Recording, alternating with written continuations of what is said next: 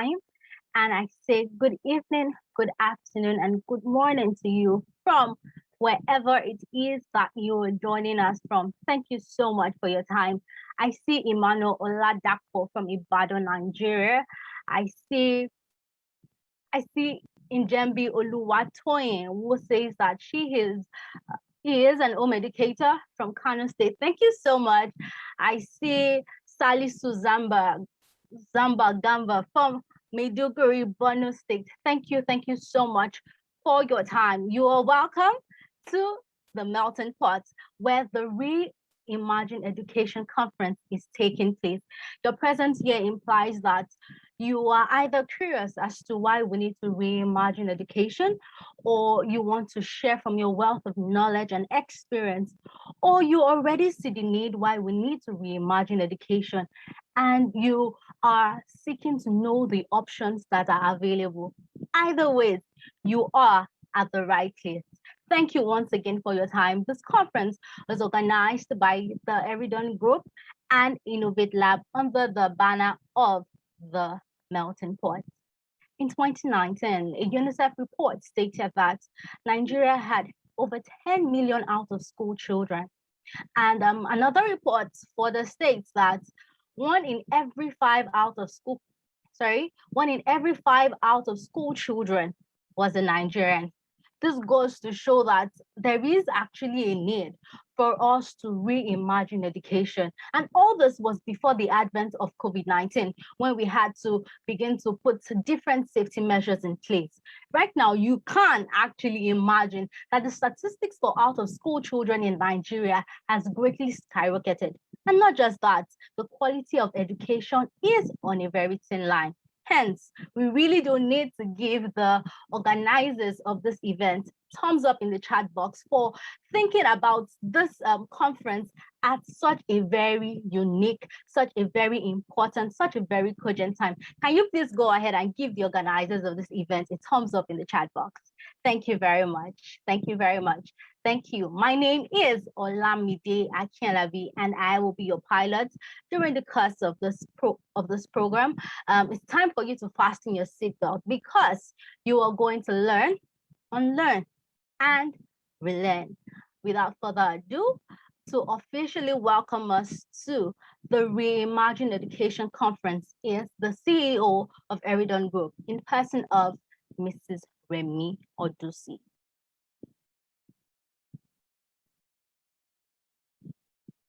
While we're waiting for Mrs. Remi Odusi, I see that we have actually started giving the thank you very much, Olamide Oribamishi, thank you so much. Temidayo, thank you all so much. Tolu Obatunde says, amazing, it is great to be here. Yes, Tolu, it is really, really great to be here. And I can assure you that the organizers of this event have done an amazing job in finally and skillfully selecting the speakers for this event. Thank you so much. Thank you so much. Yes, Kenny, thank you so much. Ayobami Anuyemi Ruth says that it's great to be here. Thank you all so much. Thank you all so much.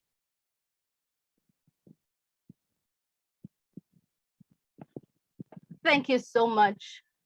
It is indeed important that we Yes, Ijoma, thank you so much. Oh, I can see Mrs. Remi Odusi here. She is the CEO of Eridon Group, and she's here to officially welcome us into this amazing intellectual and enlightening conference.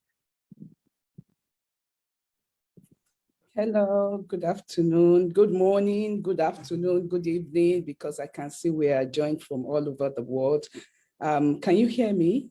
Yes, Mom, I can. Okay, great. It's great to be here. Thank you for coming. You're welcome. You're welcome to the Reimagine Education Conference 2021. Special thanks to our Honorable Commissioner. I think she'll be joining us shortly, Mrs. Folashade Adefisayo. And I think I would like to just say one or two things as okay, please hold on, I'm sorry. Yeah, okay. Yes, a friend of mine saw me on Sunday and asked and said, precisely, Remy, what are you doing? I mean, are you into education now? Are you an educator? I said, well, no, I'm not. I'm not. But firstly, I'm a concerned parent, not only to my biological children, but to others. And I believe that we are all concerned, not only in Nigeria, because I spoke with a friend in Kenya today, and I think we're having these issues in different degrees across Africa. And, VOA 2021 said, I think in the last couple of months, that over 10.1 million children are out of school as we speak. That's 3 million more than we had last year. And we know that apart from the insurgencies that we're having in Nigeria, apart from, the different issues with the economy, I think one of the issues that we have going is the COVID, the pandemic that we had last year. Apart from that, we know that we have infrastructure issues in Nigeria. We know that a lot of our schools are just leaves a lot to be desired, really. I've been to some, and actually you're just amazed at the condition, the kind of condition people are learning in. And so I think for me, that's my first, reason for doing this, for putting this together. The second reason would be that, I'm a venture builder. I build ventures, and EdTech is actually a place of interest for me. I've always been someone that loves, technology. The more disruptive it is, the better for me. I just love, I love technology. So for me, that's another reason, because I think if we have enough, and if technology, the kind of technology that we should have in Africa, education and accessing good quality education won't even be the problem for anybody, no matter where you reside in Nigeria. And thirdly, which I think for me, it's very, very personal, I see myself as an agent of transformation in Nigeria. I believe in Nigeria. I believe that Nigeria is going to be great. It's going to be greater than it is now. And as such, I believe that we take those steps one by one pace, or in our little time, give back to the society. So the problem of education is like an elephant. You agree with me? It's so big, it's so, it's so large that,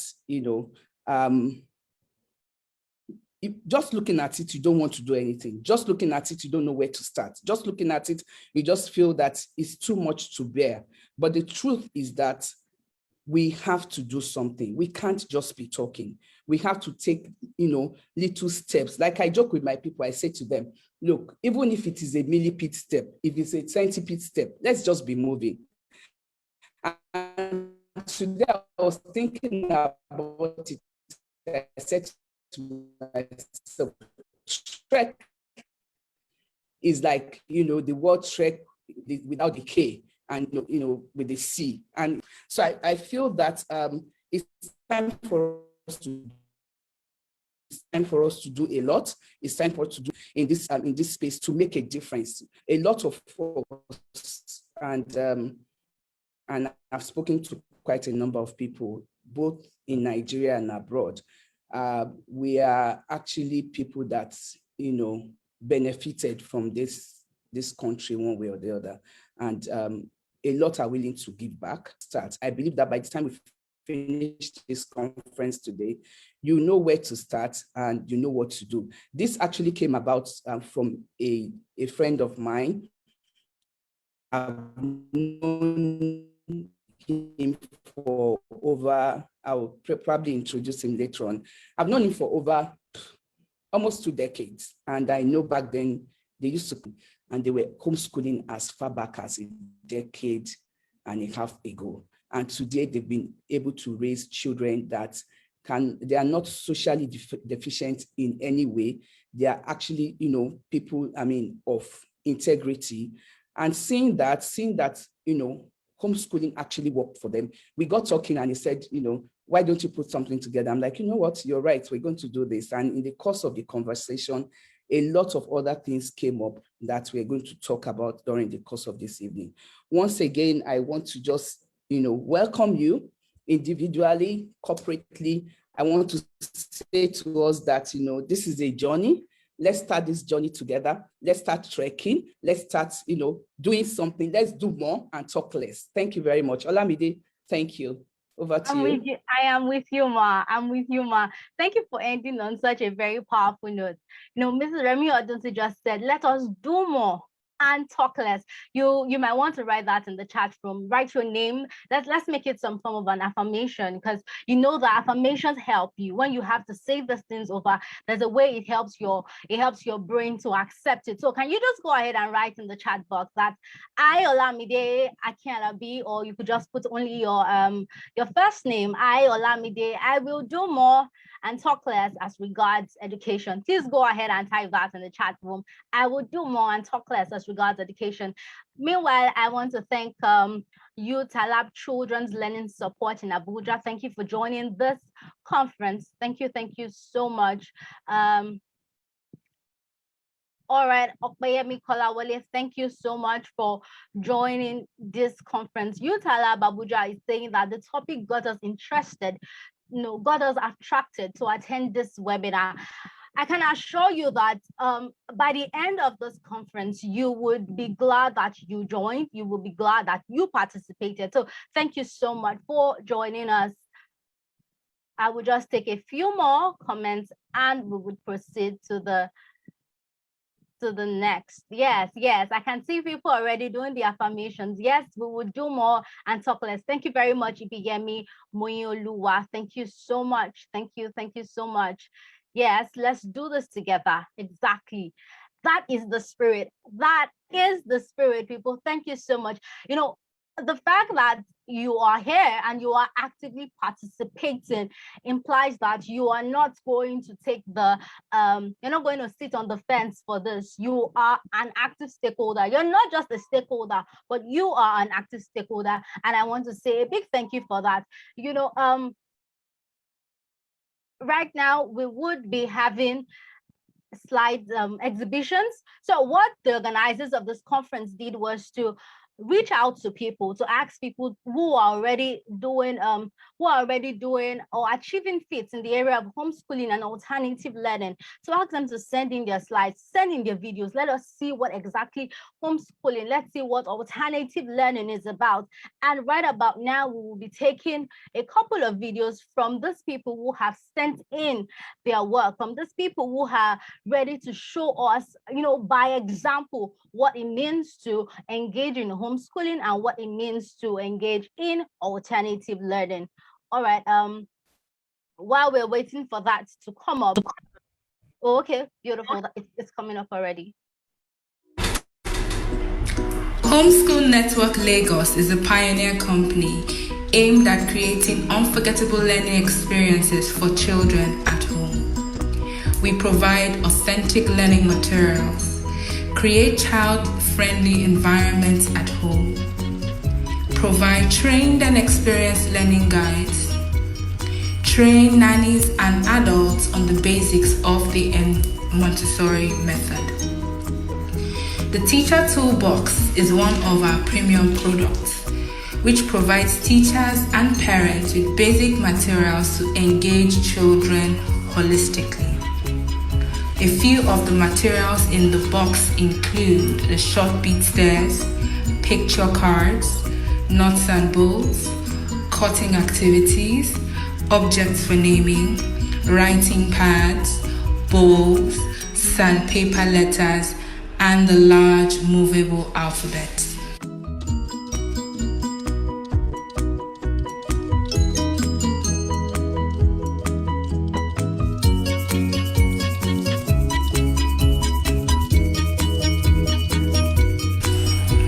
The opportunities are endless as the box can be tailored for various ages and to meet the specific needs of the children in your care.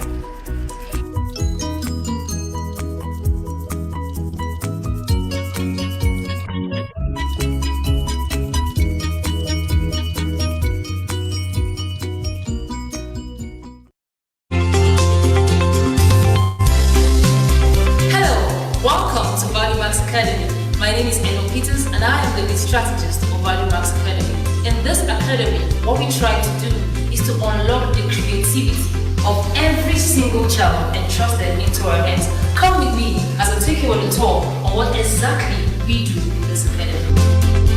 So, we believe that creativity is highest in kids from the ages of 3 and above.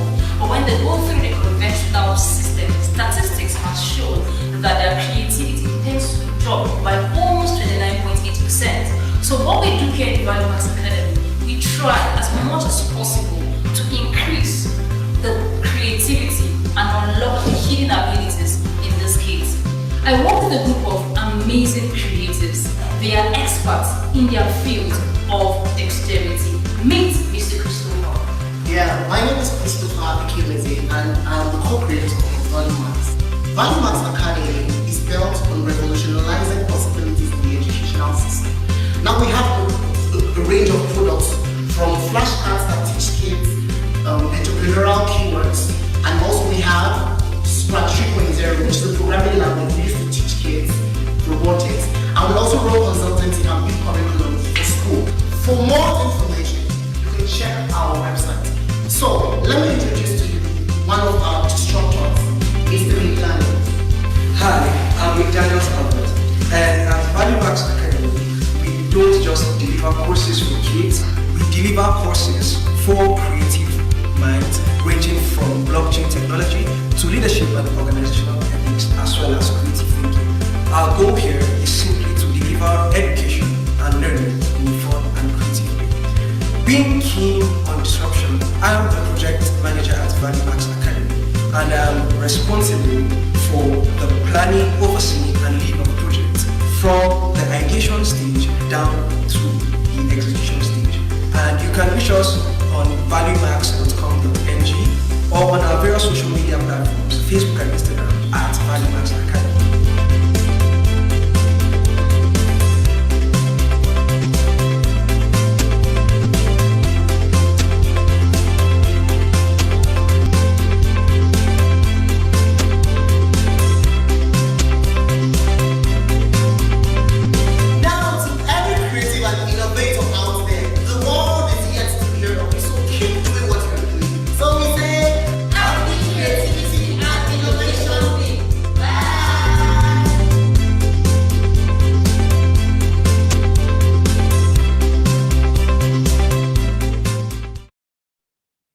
That is truly amazing, and I'm totally agree with you. It is really amazing. Thank you so much to Value Max Academy and Homeschool Network for sharing with us what you're doing right now to improve the quality of education, as well as to ensure that children out there get access to education despite the prevailing challenges. That said, ladies and gentlemen, it is no joke that Lagos is referred to as the center of excellence.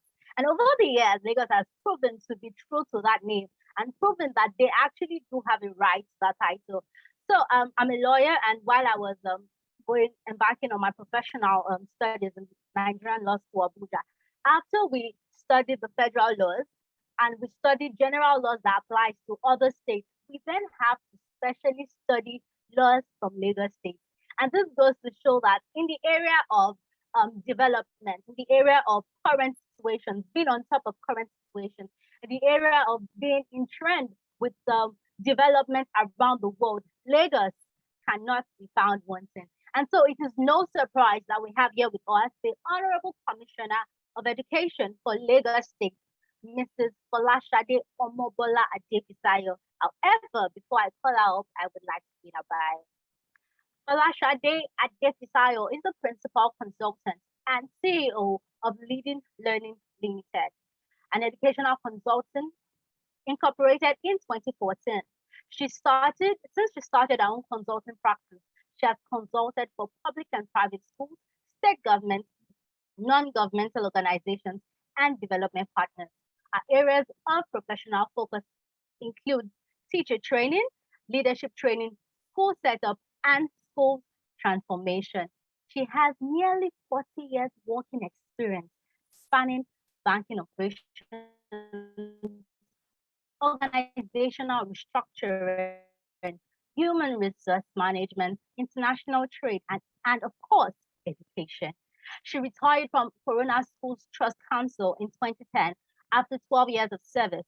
During this period, she was the executive director and chief executive officer for over 8 years and retired in August 2010.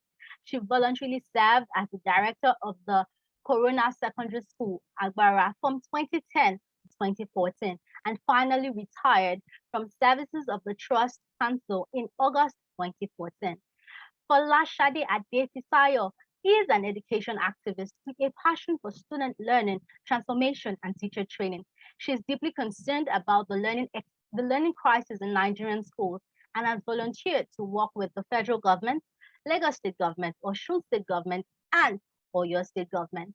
She is also dedicated to improving other lives and has served as a volunteer with a number of non-governmental organizations such as Federal Nigerian Society for the Blind, Volunteer Corps, Junior Achievement, Faith Foundation, YEDI, Teach for Nigeria, Owando Foundation, SWAT Talks, amongst others. She was a Merit Award winner of the Federal Republic of Nigeria and a University Scholar of the University of Ibadan, Nigeria. In 2021, she decided to get certified as a professional educator and embarked on an online postgraduate course of the University of Nottingham. Folashade Adefisayo graduated with distinctions at both the diploma and master's level. Folashade Adefisayo is widely traveled and has been to Europe, North America, Far East, Middle East, and nearly all countries in Africa. At this point, I would like to mention that I also graduated from the University of Ibadan, just like the Honorable Commissioner of Education. Thank you, thank you. Ladies and gentlemen, fellow stakeholders, Commission Lagos State, Mrs. Folashade Omobola Adefisayo for our key address.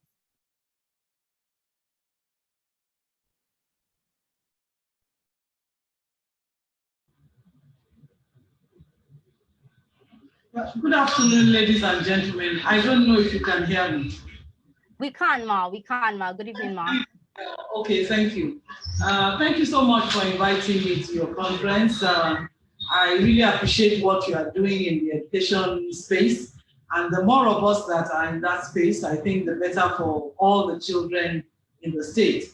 So first of all, let me thank the organizers and let them know that I'm very appreciative of them asking me to join them at this conference. Like most conferences that I go to, I always prefer to do more listening than talking. So because I know that there is no circumstances, no situation where I will not learn from the people who are there to speak about technical issues. Now you're talking about reimagining education. I don't know if we have much of a choice now because first of all, COVID has shown us that we just have to rethink what education is going to be like. And that is because of the power of technology that we were able to deploy in ensuring that as many children as possible could continue learning even though they were locked down at home. But COVID has also shown us that we cannot go totally online. We cannot go totally electronic. We cannot go on online platforms alone because relationships are important. And we could see that during COVID, there were so many children who actually went through trauma. They were seriously traumatized, some by loneliness, just being alone at home, and the parents too were traumatized. And don't forget, they were also subject to traumatizing conditions like sexual harassment at home by people who lived in the same house with them. Because I'm sure you know not everybody lives in a big house with just parents in the house. There are also other people in the house as well. And so some children really suffered during that period. But we cannot gloss or minimize the impact of technology. So looking at technology and relationships, it's clear that we must have what we call blended learning or hybrid learning. that we have to reimagine education and move along those lines. Because, like we said, you need relationships and you also need learning. And in practical terms, online learning has really, really proven to be a great source of learning. And so I, for one, know and I appreciate the fact that we have to reimagine and rethink the way we deliver education to children. We have to stop thinking of education in terms of 4 rooms in a classroom. We have to learn that it can be ubiquitous. Education indeed is everywhere. You can learn at home, you can learn outside on the field, you can learn in classrooms, you can learn alone, you can learn in collaboration with other people. So it shows us the power of technology as such that it has made education so much more flexible than it used to be. And so that is one thing that we have to reimagine. I can see that a lot of us are thinking about homeschooling children. Homeschooling is also a form of education as well, so that we are not limited to just one way. They must go to a particular school or not. I'm not really experienced in homeschooling, though I've seen it happen. And as principal, I did admit students who had been homeschooled. And I did see that if it was done well, it also contributed significantly to their growth, to their morals, even to their etiquette and manners, and their ability to get along with people in the society. But the thing about it, of course, just like hybrid learning too, is that it needs to be done very well. So I'm very excited about this thing, because in reimagining schooling, we are going to have to reimagine teacher training and development as well. We are going to expand teacher training to go just beyond deliver content, but to also say, how do you deliver content in unusual circumstances? How do you put children in teams? How do you ensure that you are integrating what you like to call core 21st century skills with classroom? How do you ensure that teachers are learning and are able to put the children in teams? How are you sure that the children are collaborating, learning together, delivering papers together, even peer mentoring and coaching and tutoring? How do you ensure that that continuously happens when you have a hybrid type of schooling? And also we have to rethink how we train our teachers.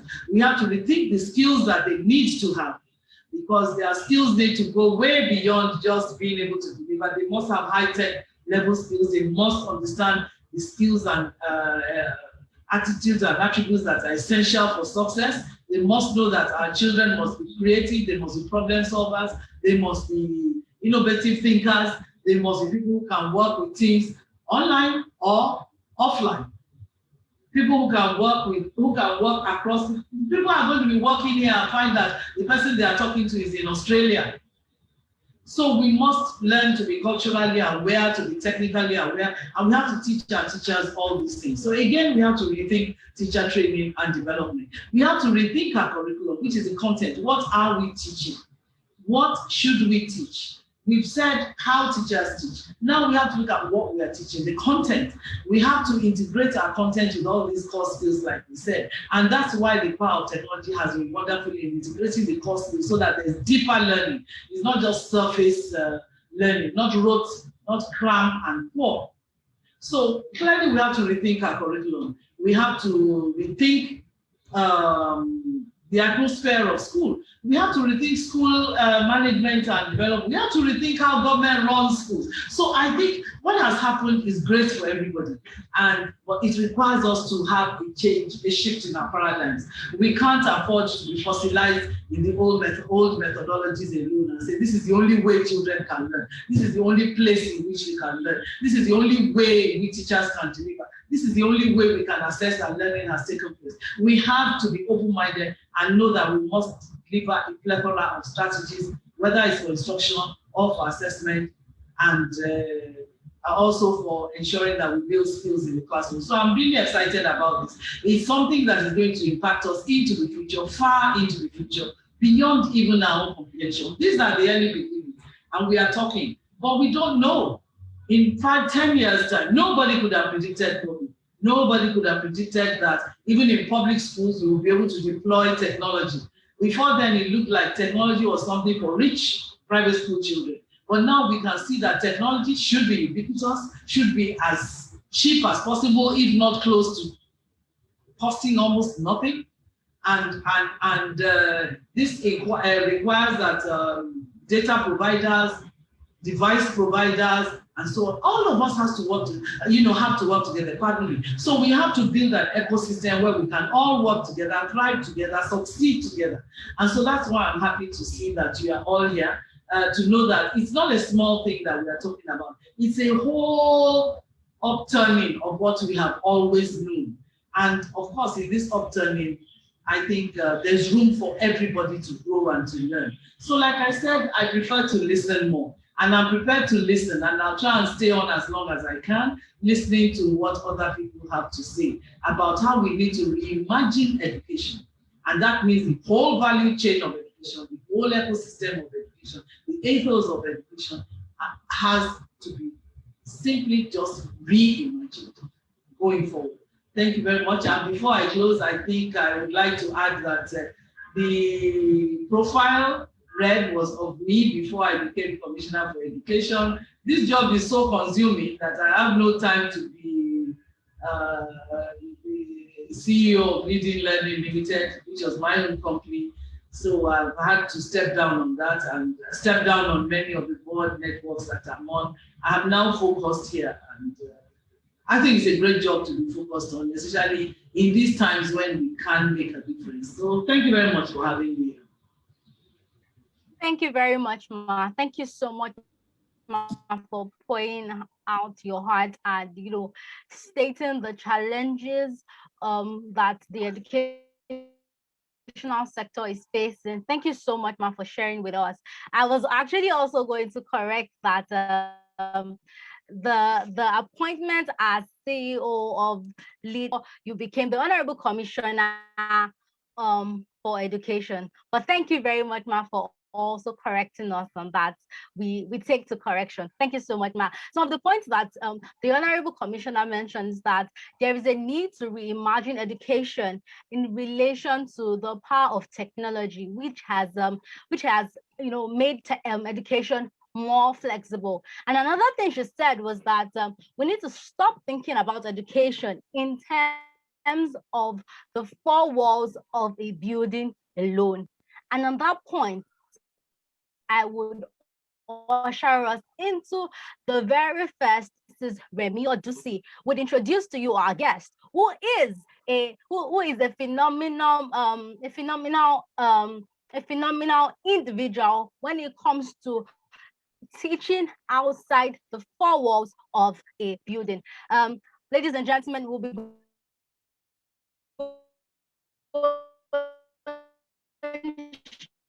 straight into our very first fire. Thank you, Olamide. Thank you once again. Thank you, everybody. Thank you. I believe you just spoke about a dear friend of ours, Mr. Oduwole. Thank you. I don't know. Yes, I think I can see you right there. Yes, thank you so much, Honorable Commissioner. I think you couldn't have said it any better. The fact that, we don't have a choice, pandemic actually showed us that we have no choice but to reimagine our education, the system, everything about education we need to think about and find a way to make us more competitive, make us more relevant on the global scale. So, and I agree with you, Ma, we can't go fully online because some people cannot even afford to do that simply because they don't have the means or they don't have the time. So I believe that we have to find a kind of hybrid on what suits a particular child, because we can't have a one size fits all for all our children. So thank you very much, Ma, for recognizing that. And you said something that I was like, I just smiled when you said it, Ma. You said, I'm not experienced with homeschooling, even though I've seen some people homeschooled and they came out very well, etiquette, good manners and all that. And so thank you so much for saying that, Ma, because our next guest is someone that will tell us how he did it. We had a conversation a couple of weeks ago, and we're just talking about everything that's gone on with the pandemic and all that. And I said to him, Demola, how come, what happened? How did you guys get to know that, 1 or 2 decades down the line, people will want to, homeschool? How did you do that? And not only were you able to homeschool, you homeschooled an icon, a teenage icon. And I believe you're still, homeschooling now, Ademola. Please just make welcome Mr. Ademola Oduwole, a very good friend, the father of Zuriel Oduwole. Zuriel Oduwole, as we know, is a teenage icon. I can't count the number of presidents that, she's interviewed. Stop shaking your heads. Yes. Because it's too much. Where's Patricia? Because both of you actually did a wonderful job, not only on Zuriel, but on brothers and your brother and our sisters. So you're welcome. Thank you for this, for coming on. Thank you for accepting our invitation. I know that you are, kind of low-laying person. You don't want to be seen out there. You go to everywhere with Zuria, but you are kind of in the background. So this time around, sorry, you can't be in the background. Thank you so much for coming. Okay. Well, thank you for having me. Good afternoon. Good evening to you all. Good morning. Good morning. My name is Oduwole. First of all, the young lady who says she's a lawyer and she's saying there's someone who's phenomenal coming on. I have no idea what book she's reading. What they're talking about. How can the loudspeaker take credit when there's someone on the mic talking? So I didn't do anything at all. There's a guy on the mic talking. I'm just a loudspeaker, seriously. Or how can a mannequin take credit for people coming into the store? The mannequin is just a dummy. You put the clothing on and people come into the store. So I take zero credit. So I need to lay that out there. Anyway, Remy, you asked a phenomenal question. You said, how did we know that, a decade and a half later, people are going to do? And I always say to people, I got to ask this question. When did Noah build the ark? Noah built the ark before the rains, not after the rains, before the rains. But then who told Noah to build the ark? That's the question you should ask. Not so much, what do I know? Who told Noah to build the ark? And that's where listening comes in. So let me step back. What I'm going to say is probably not what most of you are expecting, talk about homeschool, why is good. I'll come to that. I'm going to step back and say, first of all, you have to find your purpose. Seriously. Before even homeschool, you got to find out, what is my purpose? Why am I part of the 7.9 billion people running around this earth? You got to have a purpose. Otherwise, you just like a sheep, sheep and land. So you have to have a purpose. When you find that purpose, it becomes, okay, now I know my purpose. How do I get there? Now, so most of us got to go back to, wait. Really, what's my purpose? If you can answer that, it becomes, how do I get there? Coming to our children, you said we've raised phenomenal children. Again, I'm going to go back to purpose. Most of us here are parents. Some are probably not yet. A couple of us are quite young. Some are single. That's for a different issue and another day, a different debate. But for those of us who are parents, the moment you know that you're parents, next thing is, you get married, you will have children, which means you've begun to understand your purpose. I didn't say, but somebody once said, be fruitful and multiply. So he's already given an instruction.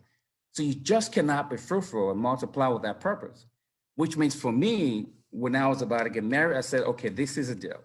I know I better get married so my parents are not disappointed. So I had to get married. But I knew the next thing is children were coming. I said, this is a deal. I'm not going to raise these children because I'm not going to make you who was said be fruitful and multiply. You're going to raise these children. So I am purposing myself to stand in the path of where you will lead me to raise these children. In other words, from the very beginning, I give everything to he who's on the microphone, not he who's on the speaker. In other words, he who made the heavens and the earth. That's how I started. I'm going to give you everything. Because if I do myself, I'll mess it up. And so I waited for that instruction. I said, this is a deal. Every child you give to us must be the head and not the tail. I began to tell him, this is a deal. Because see, I'm not going to make him, you're going to get. And so if they're going to be the head and not the tail, I need to put them in the place where I know they have got to be the head and not the tail. Let me digress for about 10 seconds. There's a gentleman who worked in a factory, in auto plants in Michigan. Guy didn't go to college, barely high school dropout, but he worked with his hands, worked in a factory, worked shift. came home one night, flicking through the TV channel. He was tired. He had worked shifts. And he saw this tennis thing going on. And he was like, what's this nonsense, you know? And in the end, he just saw, oh, and the winner is some little girl. And they said, and she gets a check for $30,000 for winning. And he said, what? He said, no, time out. He's thinking, I'm a grown man. I work 3 shifts and I get $40,000 on change per annum. This little girl hit this little ball back and forth and gets $25,000 to $30,000. Right then he knew, I'm in the wrong business, wrong purpose, wrong thing, ripped everything else, said, that's it, I'm done. We have girls, they're gonna play tennis. Guess who that was? Richard Williams. Who were his daughters? Venus and Serena Williams. What did he do? He reimagined his purpose. He didn't go back to school because he was too old. He didn't want to go to college, but he figured out, this is not my purpose. So some of us right now, we're in lanes, we're in buses, we're in trains, where it's not ours, but we're staying there because it's comfortable, it's convenient, we don't have a choice. So you got to go back and figure your purpose. Know your purpose first. Once you figure your purpose, then you say, okay, now I know my purpose, how do I get there? Once we realized what our purpose was and the purpose of our children was, we knew that we just could not put them in regular schools. Because in regular schools, you're not in control. Let me step back. This is a disclaimer. Please, I am not saying anything against regular school. I went to a regular school. That's where my parents put me. I was happy in a regular school. But there's some choices you make by yourself, for yourself, not on behalf of the whole world. You make those choices yourself. So that's a disclaimer. So before someone says, he said, no, I'm not saying anything about regular school. But the choices we make in life. So our choice was, if we know that this is the purpose for children, we do not believe the regular school is the place to get them to their destination. And so based on value, spiritual value, cultural value, social value, evolving value, we figured out we cannot put them in regular school. So the only option was homeschooling, which means we will see what they see. We will hear what they hear. We will learn what they learn. In other words, we were not going to give their destiny to 1 or 2 people who we do not know who they are or what God they worship, to begin to pour into our children who have purpose and who have destiny in their hands. So that was our decision. Again, that was our personal decision. It has nothing to do with yours. And so once we made that decision, it means we're going to go down this tunnel, and it doesn't matter what anyone says, we will stick to it. Because guess what? All our friends, all the people in the total, where you going to do what? Homeschool. What is the homeschool? You didn't have, they gave us 99 reasons. Exactly. We had only one reason to do it. Purpose, focus, vision. They gave us 99 reasons not to do it.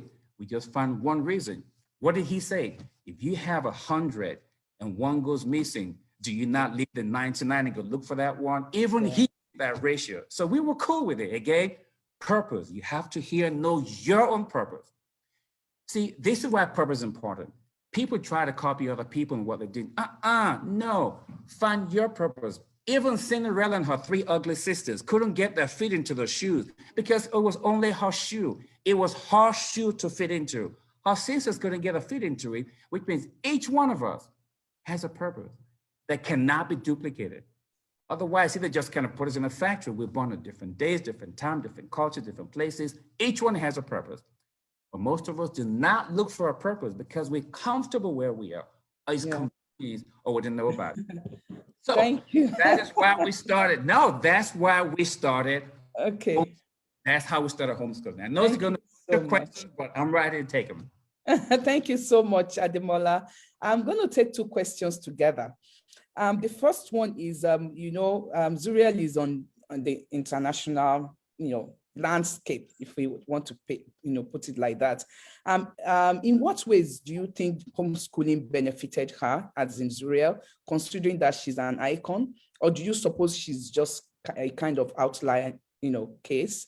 And the second question that I'm going to wrap into that is, how much did it cost you actually? Not really quantitatively. I want to know, emotionally, financially a bit, compared to, you going to regular school.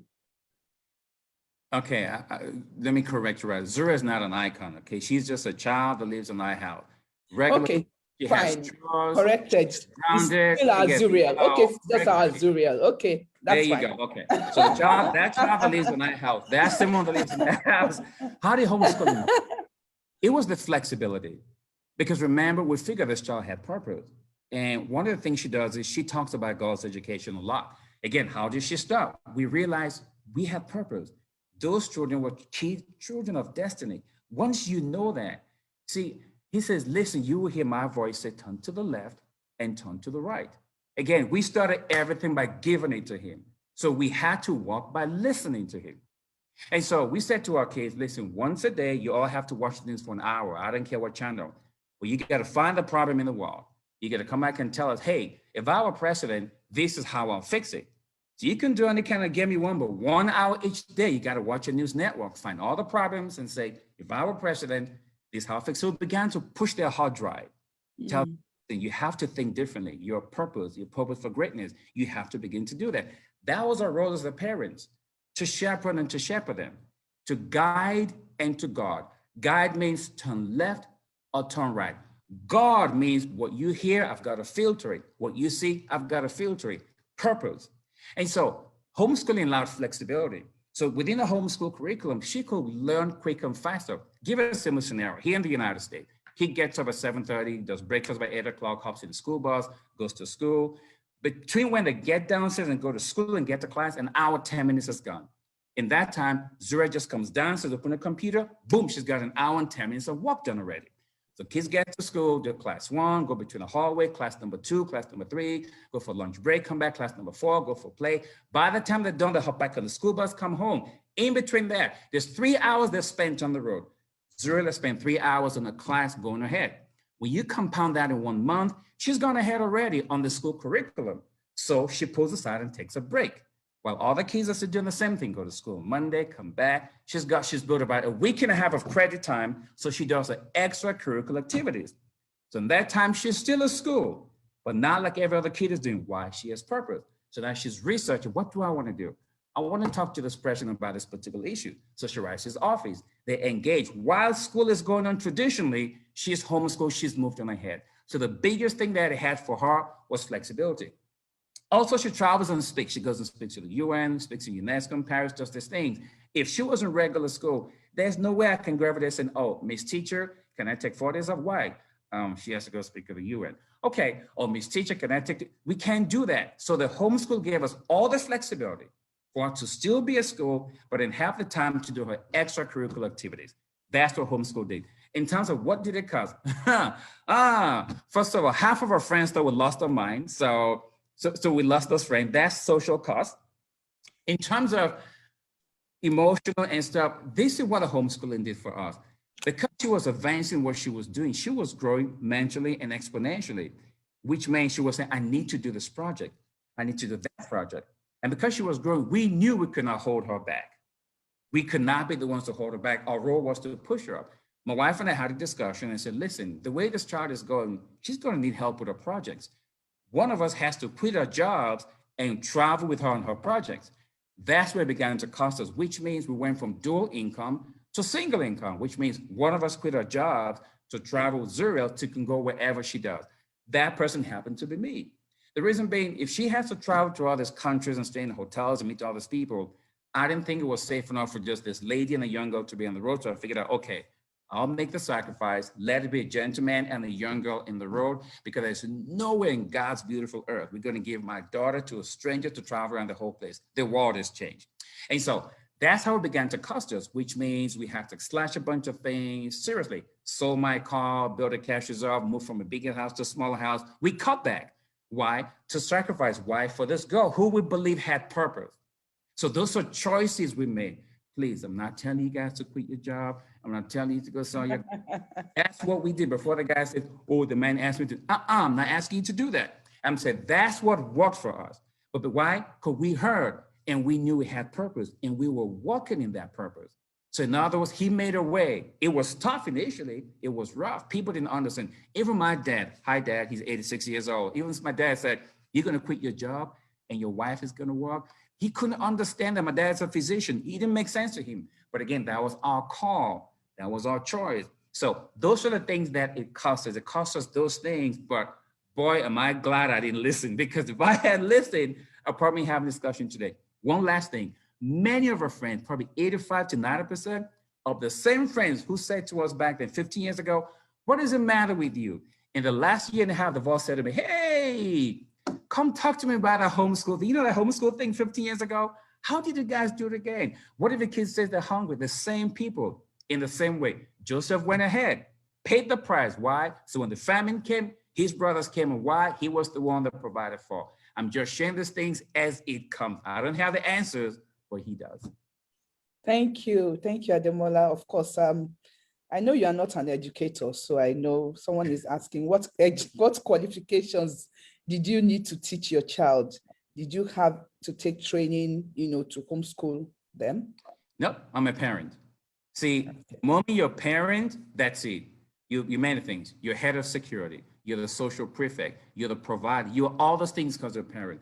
As long as you can read, and most of us went to school, we understand the difference. We might not have been trained on how to deliver, but you're the parent. Listen, when the child comes home and they're hungry, they don't call the teacher and say, oh, Miss Teacher, can I get something to eat? They talk to you. When one of your siblings talks to the other sibling, they didn't call the teacher. They talk to you. In other words, you're the first person they see. You are the natural teacher. You're the biological teacher. You're the social teacher. The ones in the building, they're just a curriculum teacher. They're not supposed to teach them manners. You are supposed to. They're not to teach them about faith. You are supposed to. They're not supposed to raise them. You are supposed to. All they're meant to do is curriculum administration. That's their role. Because guess what? If that child goes out and wins an Oscar, it doesn't come to the teacher. It comes to you. If that same child goes and commits a crime, it doesn't go to the teacher, it comes to you. So how can you abdicate and say the teacher is supposed to raise them? The teacher's role is simply guidance in curriculum administration. You as the parent are the true, real teacher. Okay, thank you so much, Ademola. Okay, I'm just wondering, can a parent homeschool until the child enters college? Or as we know it in Nigeria, university. How easy is it for a child to be admitted to, to a post-secondary school? That's what we use here, right. Or high school as you use it over there, right. After being homeschooled. Is it going to be a problem? How does it work? Is there a smooth handshake from being and over a transfer? Yes. Right. Yes. So listen, homeschool doesn't mean you lock the school system and then you have the kids watch TV or you teach them what. No. There's a curriculum. See, the homeschool has to work according to a state curriculum. This is how it works in many states. For instance, that's how it does in California. Twice a year, you've got to take state exams and your child has got to pass those state exams. As long as they pass, it means they're meeting the minimum standard requirement by the state. So you're fulfilling the state requirement, because in this country, your kids got to go to school. Otherwise, they throw you, in jail. No, you have to send them to school. You can't do that. I'm not going to school. You can say I'm going to homeschool, but they'll give a curriculum saying this is a curriculum. As long as once a year they're testing and they're testing well, you're good to go. So that's what we subscribe to. Okay. A curriculum. So you follow that curriculum. In the case of Zura, yeah, she was homeschooled till she went to university, all the way through to university. If it was up to my wife, we were homeschooling university because she's concerned about what they hear and what they're learning. So to answer the question, yes, that's right. In terms of transition, they take the same the SATs and all this thing. They take the same exams too. Remember, homeschool simply means you control the environment in which they're learning and how they're learning. That's all homeschool is. You follow the same laid-down curriculum. You have to pass that. Now, outside of that, they can take their own extracurricular activities, which is phenomenal. But you've got to meet the basic minimum required testing standard for the state or the country where you are. So yes, we homeschooled her all the way through to university. She's in university now. She's doing well, thank God. So they're doing well. It's an easy transition. Listen, when you apply to go to college, you don't have to tell them you're homeschooled. You show your SAT test, you show you all the tests. That's all you need to do. And you show your transcript. They don't ask you where you homeschool or where you homeschool in a cave. They don't ask you that. Where's your SAT? Do you meet the minimum standard? Welcome to college. So yeah, so it's a great discussion to have, because people have a lot of misconception about homeschool, thinking, okay, they're in the house, or they won't know how to write. Listen, the first time your child held a pencil was not in school, it was at home. She took your lipstick and drew all over the wall and you pulled her ear. That's the first time they learn to write. Listen, people, school, I'm telling you, is simply about curriculum, administration. You, the parent, as far as I'm concerned, and you work for us, you're the #1 teacher. The first word your child mentioned, they didn't hear from a teacher, they heard from you. Dada, mama, that wasn't a teacher. So how can you, after age 2, 3, say, oh, I've been doing a great job. Now let me hand over to the state system. Again, I'm not saying anything against the state system. I'm just saying that's my understanding of the reason why we homeschool. We simply wanted to control the values, the cultural values, the emotional values, the social values. We wanted to control what they heard, because why? I was guiding and guarding, because I understood that they had purpose. That was my choice. Again, disclaimer, my choice, our choice, how we did it. Okay, thank you. Well, I'm just going to take 1 or 2 questions from the audience, but before I do that, because I've seen that, you know, the same question is wrapped around this. I'm looking at the questions that's been asked, and another one, someone just asked that again. How do you balance homeschool with your child's social life? And a lot of people I've spoken to so far on this, they've been worried about, you know, socialization, you know, how do you get, you know, your child to be able to talk to other people? Like you said, I think it's about misconception. You just feel that the child is locked up, you know, does not interact with anybody. We feel that, you know, you have to be in a school environment to play football, to do that. Now, how were you able to blend all this? Because actually it's quite important, actually. Interesting question, but let me listen, guys. So you have to understand what this life is. Seriously, give example. If there's someone who's a recluse and they call you a geek, and then they were thick glasses in school, and then they having a friend, couldn't play any sport, just carried physics books here and there and did all those things. If that's all they did and had no friend, if that person one day won the lottery and had a lot of money, guess what? All the same people that call them geeks will go line up on his door and say, hey, remember me? Which means not about socialization, it's what people want from you. So don't worry about socialization. That's just the big word I gave it. Now, to answer this question that you asked, it's simple. Even with homeschool, they have what I call support groups. So they have field trips. You meet all the kids who are homeschooled. You have science lab. All the kids who are homeschooled. Zura, when she was growing up, all her siblings, Zura played basketball, played soccer, you know, league. She was in the travel league. She's good at soccer, good at basketball while homeschooled. She had church friends, kids in the neighborhood. Homeschool doesn't mean they put you in jail somewhere on the island. No, it means you're a regular kid. The same thing every other kid does. You go to church, the kids your age. Neighborhood, rider bikes, kids your age. Basketball league, kids your age. Soccer league, kids your age. Parties, kids your age. Everything is normal. Nothing has changed. Except a morning at 9 o'clock, instead of running down to hop on the yellow bus, she comes downstairs, opens the computer, boom, school start. That's the only difference. So socialization, not an issue, not at all. This is a kid who has spoken to 48,900 children in 18 countries about school. If she has social issues, how is she supposed to talk to them? So no, again, understand, all the thing about social thing is people, listen, people are afraid of what they don't know. And people don't like what they're afraid of. Let me say it again. People are afraid of what they do not know, and people do not like what they're afraid of. So people don't know about homeschool, so they're afraid of it. And people don't like, oh, homeschool, I don't want to hear it. Homeschool, I don't want to hear it. That's what, because they don't know it, and they're afraid of it, it's a phobia. But once they understand, oh, that's it? Oh, I wish you knew, I know, we all wish you knew, I know. And so hopefully with this program, and many like it, we're educating people and advising people and making people aware of the huge benefits of homeschool. Like I said, people gave us 99 reasons not to do it. We'll find one to do it. And I'm glad we're stuck to that one to do it. Thank you so much. Okay, I'm going to have to ask this because, you know, don't you think, Remy, despite everything I've said so far, why are you asking this? But I have to ask it. Ask on. Would you recommend homeschooling? You know, it's like someone saying to someone, marriage works for me. Would you recommend marriage? And someone says, oh, marriage did not work for them. The third marriage, I wouldn't recommend it. See, again, it's a choice thing. But rather than recommend, I would say for people, you need to be aware that there's options. These options exist. Someone says, how's my child supposed to do science, or how's my child supposed to attend robotics class when they have to go to school and do homework? That's where you got to make those choices. There are options. But how's my child supposed to do those things? You have options. See, in the culture that we all grew up in, our parents didn't have options. It was regimental. You finish kindergarten, you go to this school, you do your 5, you go to this school, your A-levels, college, boom. It was all regimental. These options were almost taboos.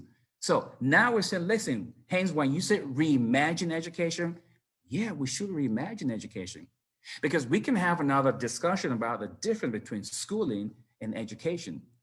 You can be educated without going to school, but if you go to school, you're being educated. And so a lot of ways to look at this thing, but I think the biggest thing is the awareness. Let people, make them aware that, listen, there are choices out there, there are options out there, because once you go past a certain stage in your scholastic system, it's tough to go back because of social norms. Imagine an 18-year-old person in Form 1, because they think you're too old for it. And so while they're all at the right age, let's give them all the options so they have no excuse saying, I wish I knew. I wish I had that option. So rather than say what I recommended, it's important to let people be aware that that option is there. It worked well for us. I think there are huge and immense benefits, but then they have to choose themselves. A kid said, I'm hungry. I said, okay, here's the refrigerator, but I'm not going to tell you what to choose from the refrigerator. You're the one who's hungry. You know what you want. Is it water? Is it a cookie? Is it a sausage? But here's the refrigerator. You choose what you want. That's what we're doing here. But I said, here's homeschooling. You have that option. You can say, you know what, homeschooling, I don't want to hear about it. I'm happy where I am. But then there's cost and there's opportunity cost to everything. If you lock yourself in a hole, that's all you see. Let me end by saying this. If you're in a room and you can see the sunlight, it doesn't mean you can feel the heat. You have to step out of the house and be in the presence of the sunlight to feel the heat. Because you're in the house, you can see the sun, doesn't mean the sun can see you. So most of us think, oh, I can see the sun, I'm good.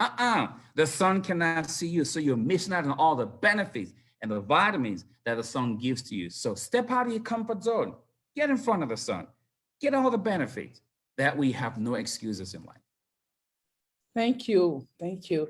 Well, talking about stepping out of your comfort zone, I'm just going to take 2 questions from the audience. There's one that says that, how do you teach core subjects you don't have a basic knowledge of?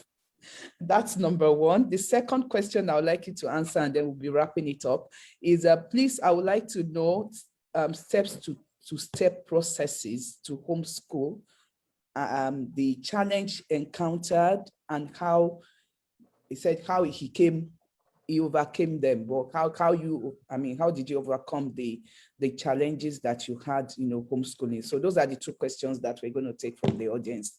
The first one is about stepping out of your subject. So apt. Yes. Okay. Listen, that's an incredible question.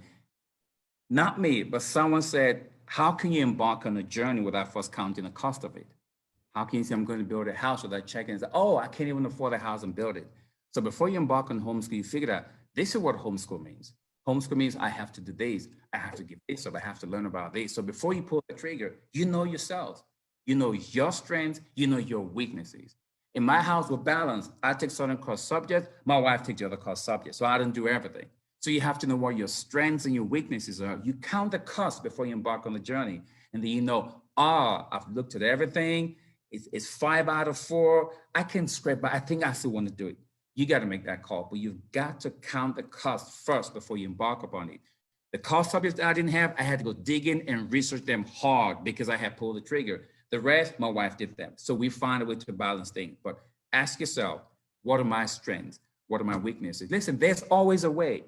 Really, there is. If you really want to do something, there's nothing anyone can do to stop you unless you really did not want to do, in which case, this thing is hard. No, but if you want to do it, you get it done. Like anything else, if you work hard, the job is easy. If you work easy, the job is hard. All your calls and up to you. The second thing, what are the challenges we face? It was new initially. Some of the things are, for instance, you do the homeschool and the kid says, I'm hungry. Now, when they say I'm hungry, they no longer see teacher. They see mom or dad. So they're thinking, I can just go to the refrigerator and get a glass of juice. But you're thinking this, discipline. You can't go yet. And then they switch to, but mom or but dad, I'm hungry. Once you use the word dad, you know your hat changes from teacher to parent. So you have to learn to balance those things, because sometimes kids think, oh, so once I say that, it works, but I can't go to school and say the same thing. So it's finding a balance of how to know when to switch from parents to teacher. Those are some of the challenges that we face. Apart from that, there was not a lot, because we knew we wanted to do this. We were ready to do this. Again, like I say, if you really want to do something, you always find a way. Either you find a way around things, you find a way to make things work. So that's what comes to mind right away, such as what are some of the challenges. Others could be, even you as a parent, sometimes you might think, oh, I'm leaning a bit too hard. You know, when you say, well, you should know this. You're thinking, okay, am I the parent or am I the teacher? You know, and when the child is struggling, asking, do I give him a break now? But you're thinking, but I'm the parent. You should know this. So you pour yourself into it. Is finding out how to flick the switch from parents to teacher. Those are some of the things that I went through, or some of the challenges that I had. But otherwise, like I said, because we believe it was purpose, it was a choice, it was a decision. We had counted the cost of this before embarking upon it. And hey, he made a way. So those would be my answers to that question. Okay, thank you so much, Ademola. There are so many other questions, but I believe that in the course of today, we'll be able to answer. I just saw one, I didn't quite get it because it was like something talking about your environment. I guess the person was trying to say that, do you think your environment actually helped? You know, I mean, you know what we're facing in Nigeria. So just, if you can just quickly tell us. If so I'm guessing environment, you probably mean being here in the United States. In the United States, yes. Okay, probably, without a doubt. I mean, it does help. But see, your environment matters a lot. But even despite that, there are people who in a harsh environment, they still find ways to do things to make things happen. I read in the magazine a couple of weeks ago, kids somewhere in rural Kenya got admission to 5 Ivy League schools in the United States. She grew up in rural Kenya, no electricity, but she got admission to 5 Ivy League schools. A bunch of kids in this country didn't even get one state university. So here's environment, opportunities are there, but there are people who have opportunities and still do not take them. This girl in rural Kenya has 0 opportunities, but she fought hard. So she got admission to 5 Ivy League universities. So yes, environment matters, but it cannot be an excuse. Environment matters, but it cannot be an excuse. Thank you very much. I'm seeing a lot of comments here.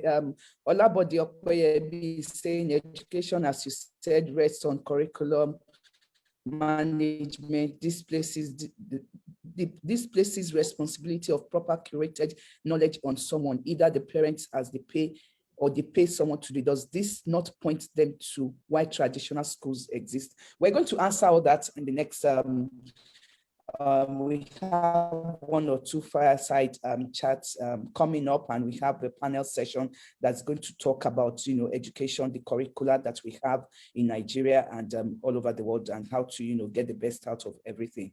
So thank you so much. My love to Zuria, to Patricia. Actually, Patricia is maybe, if we have to do it, 70-30.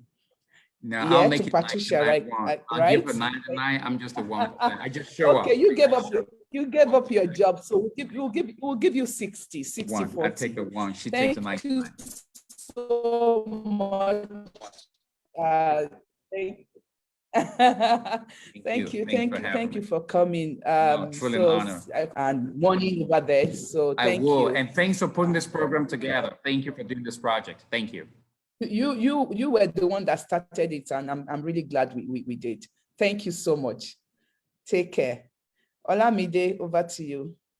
I am right here, Ma, and I must say that was very educating. That was very enlightening. In fact, you know what? I think this is the point where we all need to take a glass of water. So if you have some form of water beside you, you need it. You actually do need it. So please, let's just take something. Because it was an eye-opener. Okay, I saw things from a very different perspective. I saw things from a very different angle. And you know, one of the things he said, one of the things he mentioned is that you need to, okay, he started with, when did Noah build the ark? Okay, and then he talked about the importance of listening, okay, knowing your purpose, understanding your purpose. He mentioned that, you know, after getting married, one of the things he told himself and discussed with his wife is the fact that but these children would be the head and not the tail. And, they started thinking about ways to actually achieve that. It mentioned the challenges that they face, how that people told them, you must be out of your mind, but they still went ahead. They lost friends along the way, but they still went ahead. You know what? In the chat box, do us a favor and write down what really touched you, what really got to you, what really got you thinking, what really, what your light bulb moments. Please go ahead in the chat box and type in your light bulb moments. I think one of my light bulb moments is the fact that he said you need to be aware that there are options. You need to be aware that there are options. That just did it for me. That did it for me. And then also the fact that there is always a way. There is always a way. So we're seeing someone who had no access to electricity yet, she's getting scholarships. And there are other people who have access to all the electricity yet, it's not the same for them. So there is always a way. If you're always looking at your challenges, if you're always looking at the difficulties, then you are missing out, because there is always a way. And you need to be aware that there are options. So people are actually writing out their light bulb moments. Thank you so much. Remilakun says that I think my light bulb moment was when he spoke about knowing purpose first before proceeding. Yes, Remilakun, that is very important. Knowing purpose first before proceeding. So Grace Peter says that, yeah, oh wow, beautiful.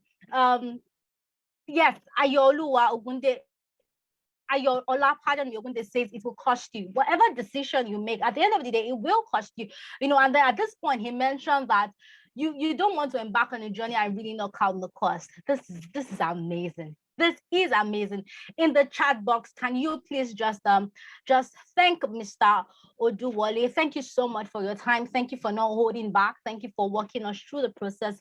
Thank you for letting us know the challenges, the benefits, and the sacrifices involved in homeschooling. Thank you so much. We sincerely appreciate. And with that, we'll be moving on to our first panel session. Okay, and we'll be having a breakout session for this. Okay, we'll be having 3 panels running simultaneously. The first panel, topic for the first panel session is pandemic challenges, education, quality and quantity gaps, and the way forward. Education, quality and quantity gaps, and the way forward. And the moderator for this panel session is Mrs. Yinka Owaiwu, who is the CEO of Let Institute and MD of ST Schools. Okay, she is a seasoned administrator and educationist with over 20 years experience in various capacities as a key decision maker, policy maker, and stakeholder with a very high level of credibility and experience in managing large-scale projects. Mrs. Yinka Owaiwu would be the moderator for the first panel session, and the topic for the first panel session is pandemic challenges, education, quality and quantity gaps, and the way forward. The second panel session is educating the total child in a digital age, competences, challenges, and possibilities. Educating the total child in a digital age, competences, challenges, and possibilities. And the moderator for the session is Mrs. Oyenike Adeleke, who is the CEO of Market Link Global Resources, and she has delved into marketing and consulting, having garnered enough experience from working for over 10 years, following our passion of contributing our quota to the economic development of Africa. Mrs. Oyenike Adeleke would be the moderator for the second panel session. All right, and the third panel session, which is, like I mentioned earlier, is going to be a breakout session. The topic is alternative education, learning spaces, education technology, and new methods of education. One of the new methods of education, which is not really new, but it's not something that we're used to, is what Mr. Oduwole just talked to us about.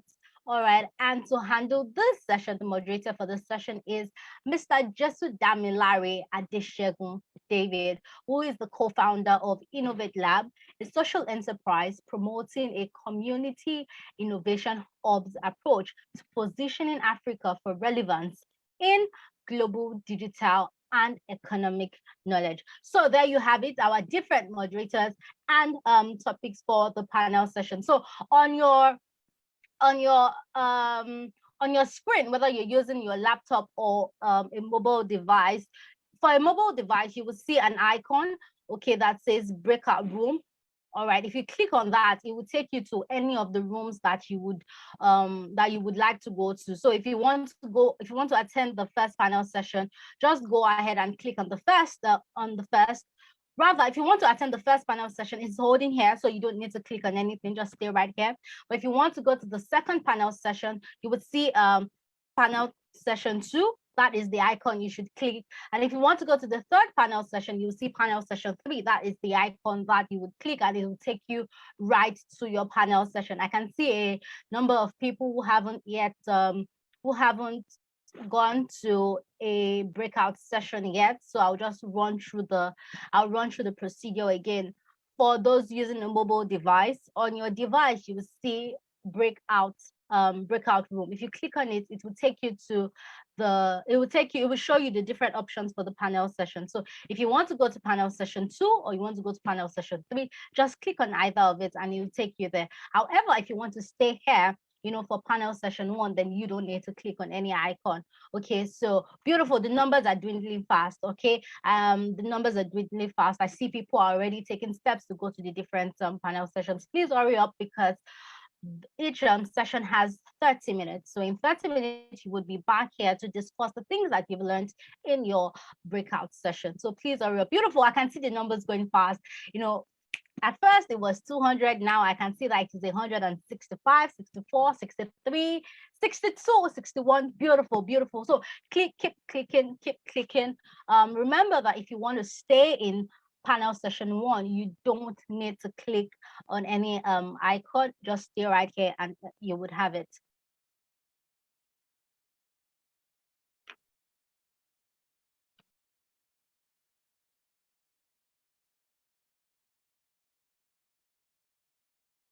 Okay, people, let's keep doing this. And I would go through the topics again. The first panel session, you would be discussing pandemic challenges, education quality and quantity gaps, and the way forward. Your moderator is Mrs. Yinka Owaiwu. And the second panel session, you would be discussing educating the total child in a digital age, competencies, challenges, and possibilities. Okay, your moderator is Mrs. Oyenike Adeleke. And for the third panel session, you would be discussing alternative education, learning spaces, education technology, and new methods of education. Your moderator is Mr. Jesse Damilari Adeshekun David. Beautiful. Beautiful. The breakout rooms will close in about 26 seconds. So if you're not in a breakout room already, you need to do that as fast as possible, I see that we have a total of 49 people in the second panel session, and a total of, okay, beautiful. In about 9, 8, 7, 6, 5, 4, you would be in your session taking the breakout topic.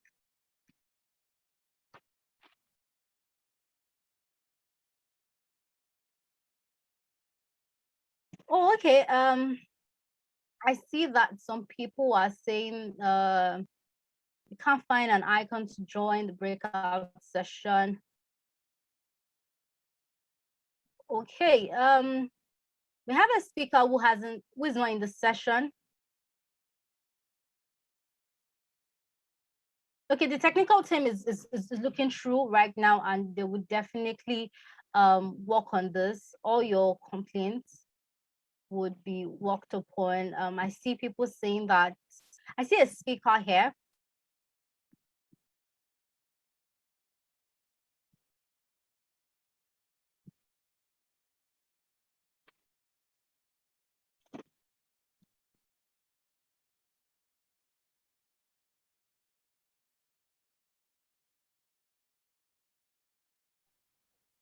Hi, my understanding is that the first panel stays here. Is that right? Yes, ma'am. Yes, ma'am.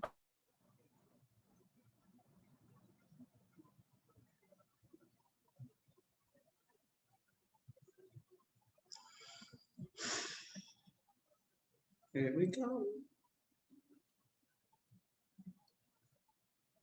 Here she is. Hello, I can't see the icon. Am I in the right room now? Hello? Hello? Mr. Dada, you would be assigned shortly, please. Okay, okay. Okay, can the first panel start in this room? Mrs. Owayo, please proceed, please. Thank you. Thank you. Good evening, everyone. Good evening, everyone. Welcome to the session on pandemic challenges, educational quality and quantity gaps, and the way forward. Like the Bob Olamide mentioned, my name is Ayo Owairo, and I'll be moderating this session. Our job is simple. It's for us to discuss the way forward, the issues that have come up from the pandemic, have suggestions and recommendations for policymakers, educators, and stakeholders. I have 4 amazing panelists with me on this session, great expertise and experience who will be bringing their expertise to this discussion. Our objective is that we're able to come up, like I said, with suggestions to help us ensure that every child gets an opportunity to get education. Before we go on, or before I go on, I would like to say, Mrs. Odunsi, thank you so much for this platform. I thank you for your heart for this platform. I am so excited. The fireside chat was amazing. It was an eye-opener. I absolutely loved it. I am so looking forward to the alternate ways as well that people can learn from that we're going to be learning about today. So thank you so much. There'll be more editions and definitely change is coming. Change is coming. So thank you very much. For this session, we have 30 minutes and I can say I have Mrs. Faramade Alawaye with me. So I believe that I'm going to have to share and discuss with her first. But before I go ahead, I am going to read a bio and then we will get into talking. Bear with me that I look down because I just can't seem to split my screen to do this. So I'll just read quickly. Faramade Alawaye has 21 years experience teaching in primary schools in the UK. She's currently a deputy head teacher at Coppetswood Primary School, a school that is currently judged outstanding by the UK's Office for Standards in Education, the Ofsted. As an experienced teacher and effective senior leader, Faramade has established and developed high-quality, child-centered curriculums and classroom practice across the primary sector, leading to high levels of engagement, enthusiasm, and excellent progress for all. Mrs. Alawaye will be bringing insights from how the UK government and other educational stakeholders rallied to address the panel topic today in the UK. Welcome, Mrs. Alawaye. It's good to have you here. Thank you very much. I'm glad to be here. Very good. So this is how we're going to do it because, we don't have that much time and I really would want to hear from you. I believe that Mr. Oduwole has sort of set the pace for everybody. I believe everybody here is because of that child, regardless of race or background. Every child does deserve to be educated. He mentioned that in the States, everybody goes to school and you'll be sharing with us as well. But I want to hear from you first, from the pandemic, before we go to the other question, from the pandemic that happened, because it threw everybody, all over the place. We all didn't know what to do. We're all guessing, we all followed who, how we played follow the leader when we were young. We all sort of just followed the leader. With the pandemic, what gaps for yourselves in the UK, before we related to ourselves, what gaps did you have? And what was it that, was put in place immediately? How did you cope? I mean, what gaps could you identify from the pandemic challenge? Well, I think, thank you very much for that question. I think to start with, I think we were in the same boat as everybody. So I think everybody didn't expect this, and we didn't think that there'll be ever a time that the children will be at home and not be in the classrooms. It was, I think, at the first lockdown that happened in the UK, that was last March. I think what was our priority really was making sure that the children were safe in terms of emotionally. So there wasn't a lot of emphasis on getting them learning. We wanted them to be, to be happy and to feel safe, because it was everything. Everybody was, it was a pandemic, and everybody was a bit, worried and scared about, what was going on, including us adults and myself as well. So we weren't really focused on learning. We were just making sure that they're fine. So we were making calls home. So we were making sure that we were checking on the children. As the commissioner said, a lot of the children were vulnerable at that point, because you can imagine school is a safe place. So making sure that we were speaking to the children on a regular basis on the phone was our priority. So we had school leaders directing the teachers and people, staff, to make sure they're calling and speaking to the children. So that was our priority, making sure, because what could happen to these children at home. And we didn't have children that could come to tell us anything because we were not there. So that was really our priority.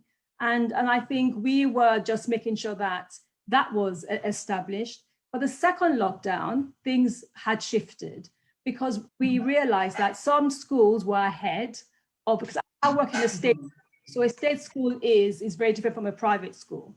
But we have a state school that has funding of about 1.5 million pounds with about 250 children. So the funding was there. So we have to think about public schools here in the UK, compared to the public schools in Nigeria. So I just want to give perspective. So we had money in terms of the funding and the teachers and the resources.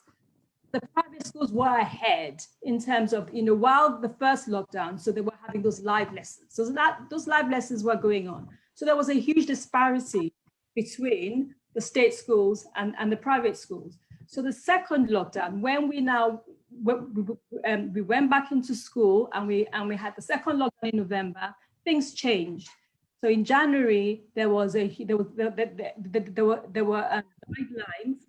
And the government published a framework for schools. So schools had that framework and we were accountable. So the focus this time was on learning. They made sure that they had a roadmap into the implementation of the remote learning. So it's parents were giving the opportunity to call Ofsted, which is our Office for Standards in terms for Education, to complain if the provisions in the school were not good enough. So, us senior leaders, we were under pressure, and the teachers were under pressure, because we knew that we had to deliver. So that was, that was really, really established, and we were accountable. Now, what we had in terms of challenges were the engagement of parents. So we just, in terms of making the children, the engagement of parents and the children. So some parents, so we're in the state sector, so education, not every parent was educated. I'm sure you'll find that in Nigeria as well. So in terms of helping them to access the learning was a challenge. Technology was a challenge as well, but the government this time around provided free laptops. So the funding was there. So they gave schools laptops. So we were allowed to apply for technology for laptops. So we got laptops, we got refurbished ones, we got brand new ones, and we also had Wi-Fi.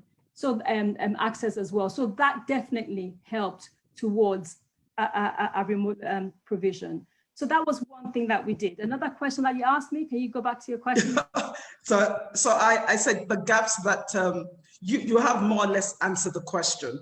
The flip side of the question now is, having gone through the first lockdown, and I've heard you to reiterate, the government really supported you guys.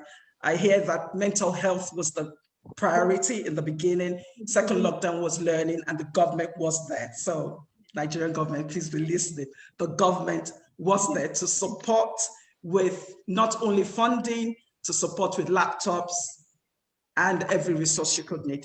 Okay, now this is the question I have, because this is uncertain times now, and you never know. We never expected COVID-19. We never expected to be shut down for that long.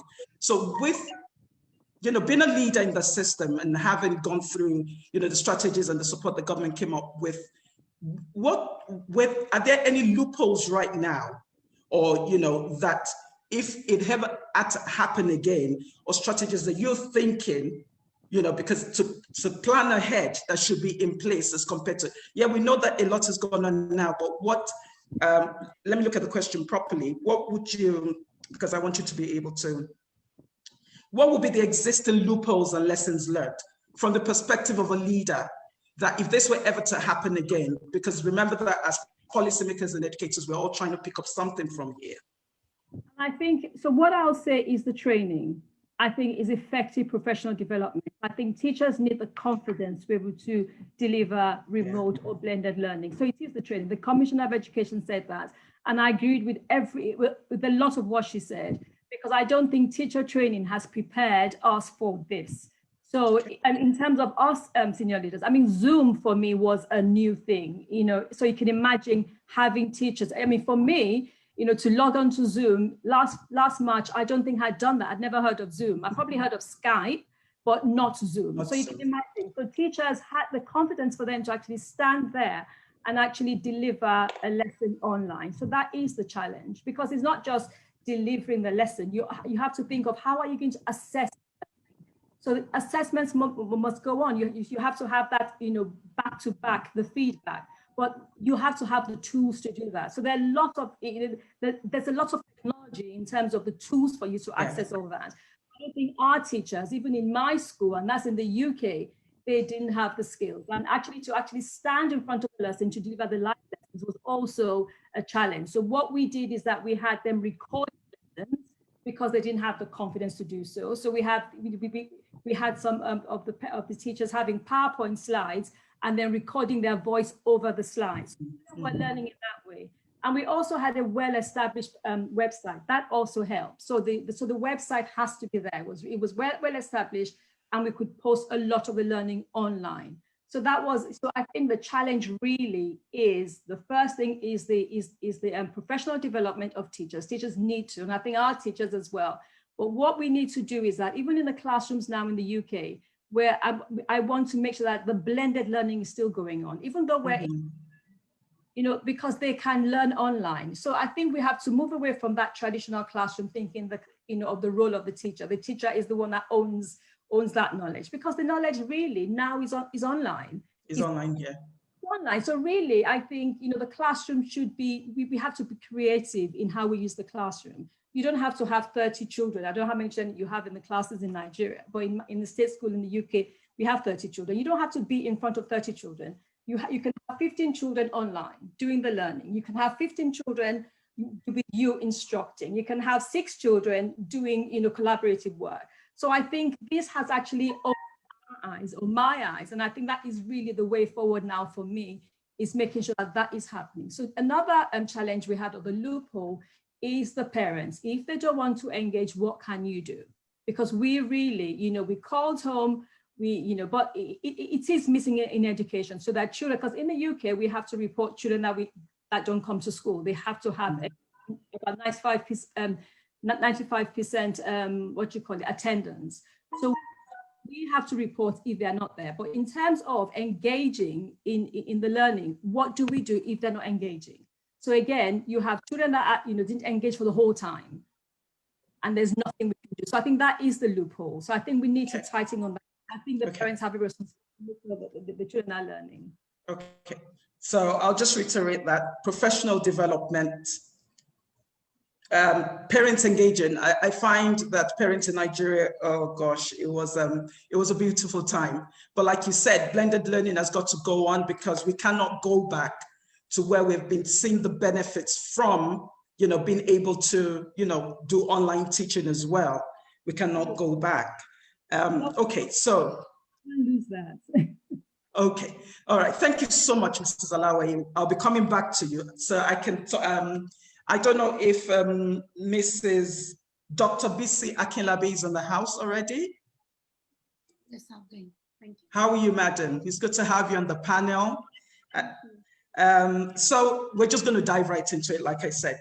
Okay, so, as educators, when the pandemic hit and we realized we weren't going to be going anywhere fast, and, everybody just followed the leader like we'd already identified. Having gone through that and having, probably, I wouldn't say we've come out of it because there's this post-COVID everything, and studying the challenges and strategies that were used. I mean, Mrs. Alawi has mentioned some things that we had to do here as well in Nigeria, even though, we did it haphazardly then. What would you advise? Because, she said a lot in terms of the gaps they identified and what they've been able to do. But from your own end, because what would you advise with the, expertise you've had with working with consulting bodies and governments and hearing what their governments did for them? What would you be advising? I have to put my pause on that, What would you advise or suggest? Okay, we are still coming out of it. I reckon a lot of people are still coming out of it, and we don't have that support that they had in the UK. We don't have it. What would you suggest to be the way forward? One, I just want to give it to you at the same time so you can just, go through it, the government. Two, school owners, because they are a set of people as well that, were all over the place wanting to know what to do and how they could help the children regarding support and whatever else they could, have had as resources to help them through it.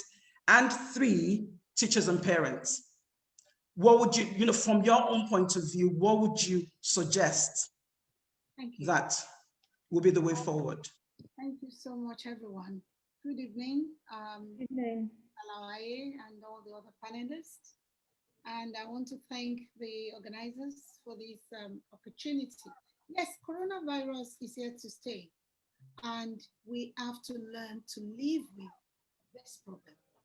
And like Mrs. Alawaye said, blended learning is the way to go, and government has a role to play in this. For example, to be able to access e-learning, we need connectivity. In developed countries, it's the government that buys the bandwidth and distribute it to school. But in Nigeria, we know that parents have to get connected themselves. And also, most parents in Nigeria don't really have the device. The telephone, the Android phone is not the best. It can be used, but a tablet and a laptop is a lot better for e-learning so that the children can use all the features and can be able to adapt it to synchronous type of learning. For example, there are times when you have the teachers on e-learning platform. You may have teachers still instructing, and there are times when the children will have to access some of these things themselves. So the main goal is to make learning as normal as possible in schools. And in Nigeria, we realize that we're not doing so much, like the Commissioner for Education in Lagos State said earlier on. We need to prepare our teachers. We need to train them. We need to inform initial teacher training. We need to ensure that teachers are not afraid of technology. We need to ensure that parents, being one of the most important stakeholders, are counseled. They get the right information and they know how to support their children during crisis periods, because we are going to have more pandemics in the future. We need to get ready for this. We need to be ready. We need to know that blended learning is the new norm for teachers. Teachers should have been working, if you are a teacher by now, and you have not been working tirelessly to upskill, to ensure that you can at least do something. For me, like Mrs. Alawaye said, Zoom was new. When the pandemic broke, I had to quickly go and learn how to use Zoom. My children helped me, we're in university, they were able to help me.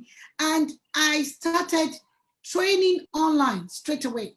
I started training free teachers online just to be able to prepare them for what is expected. Some of them, in fact, like Ms. Salawai said, our children in the developed countries like America and in the UK, they are conversant with devices and technology, but they still do not use it for learning.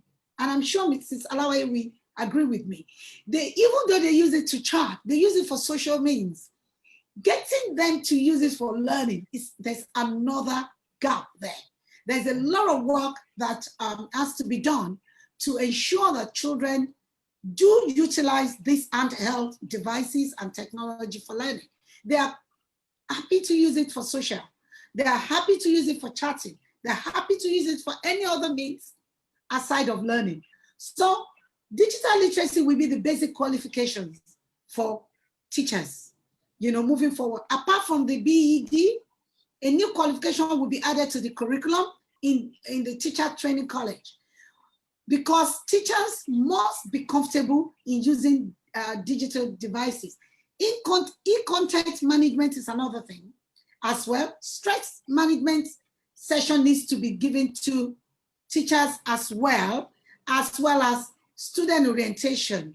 So there are so many things to this pandemic. When we look at crisis management in the classroom, the pandemic has affected the mental health of the children more than the adults. You'll be surprised, because research has shown that children are even more affected by the pandemic because they're used to meeting their mates, they're used to socializing on the playground, and now they have to be at home. So there's so much regarding the crisis situation and pandemic. Assessment is another thing. Okay, it's okay.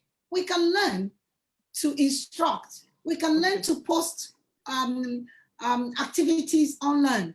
What about assessment? How do we ensure that children are adequately and effectively assessed?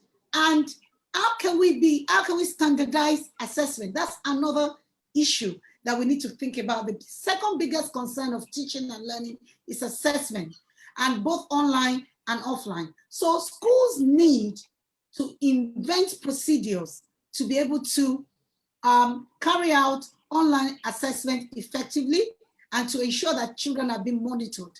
And I don't think any school yet have been able to do that properly. So basically, to wrap up what I'm saying, the prime duty of the government or school owners is to cater to all the three main stakeholders, which are the teachers, the parents, and the pupils. Thank you. Thank you so much, Mrs. Dr. Alabi. I must apologize. I think because of time, I did not introduce you, but whoever hears the way you're speaking will understand what part of education your expertise is in, because we can hear the assessment, online blending, online learning and all that. So I'll just say that Dr. Akilabi she's presently leads the school run team, which supports state government on policies in special education. She also offers trainings and gives access to STEM and digital literacy. So you can hear the digital way she was speaking. Quality education transitions, continuing professional development. I was going to ask you about teachers, but you just went ahead and spoke about that. So I'm happy you spoke about that. If we have time, I'll come back to you in terms of the challenges that we might face in this online blending and having to teach online. But I have to still talk to one or two other panelists. So I'll say you hold your thoughts there while I quickly introduce Mrs. Adetola Salau. I'll read a profile quickly. She's a social innovative entrepreneur, global educator, author, and transformation agent. She's currently the senior special assistant on education to the governor in Lagos State. She's also an engineer and the author of more than 10 books, one of which is a roadmap for transforming mindset of African children. Re-engineering minds for innovation. She's a doctoral candidate. I loved when I saw this about curriculum. I loved this because, I have one or two questions about the curriculum, talking about online schooling. She's a doctoral candidate in curriculum instruction and the science of learning at the University of Buffalo, State University of New York. Mr. Lau will be weighing in with insights on what the Lagos State government is presently doing within the context of the panel topic. So I'll just stop it there. Can you just, before I go to my main question, can you give us any insight on that in terms of what the state government is doing to, make a new normal, the reality of a new normal, with the support that we need for it to be okay for teachers and educators and stakeholders? I'll just ask you to answer that briefly because I still have a question for you. No. I'll do it real brief. Don't worry. I don't like to go on for too long. Thank you. Good evening, everyone. I will be very brief. And I will say that the state has actually been doing a lot. Number one, last year we rolled out giving out devices to over 30,000, devices, simple smartphones to our exit class, that was SS3, in order for them to utilize those devices to prepare for the WAEC exam, which we all know is our terminal exam here for, K through 12 education in West Africa as a whole. So we gave them those devices and it was loaded with content in the with Nigerian curriculum, content in English, mathematics, as well as other subjects. And then we engaged them in a little bit of review sessions on it. And we also provided data and as well as offline access on those devices. That's one. Then two, in terms of teachers, because it's one thing to hand the devices to the students, another thing to boost the capacity of teachers. We've also had a lot of efforts in terms of boosting capacity of teachers. We've rolled out a lot of programs, training programs, initiatives that are designed with the teachers in mind. The teachers are the center of those initiatives.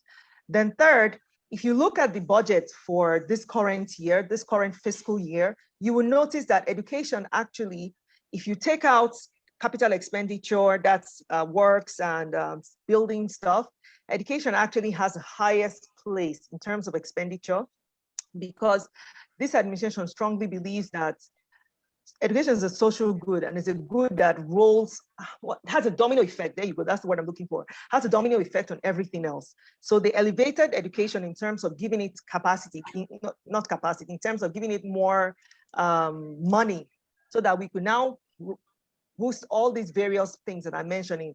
And one of them I already mentioned earlier, the devices, and also the private sector joined us to work on that, to support us, and boosting capacity of teachers, as well as recruiting teachers. We recruited teachers both in the primary and secondary levels. So I'm just going to end there because I said I was going to make it really brief. I could go on for 45 minutes talking about the things we're doing. Okay, we have 8 minutes to go. Am I permitted to ask you if that is going to cover more of Lagos State? It's just, because I know what you're saying, in terms of how far, is that the plan to make sure that it goes further in? 30,000 is a lot, but considering the number of children we have in school. No. The big plan is 1 million devices, but I'm holding you to it, Dr. Yes. Hold us to it. Okay. The thing is, they said when your journey of 1,000 steps starts to. Okay. I just have another quick question. One step. So this is something that we're doing. Instead of just waiting on, please go ahead. Okay. Now, I'm a bit concerned about the curriculum. Mr. Duwale said a lot about, the learning options that we have for our children. And I'm happy the way he went about it, that we have to be careful. Now, every child has to be educated, but there's a way children are educated. And we all know you can learn from Siri and Google now. It doesn't have to be within the four walls of a classroom. So in terms of online, because I happen to, be an educator, in terms of online teaching, if the way forward is that it's going to be blended, and this is how we're going to go, the curriculum, what plan does the government have to suit every child?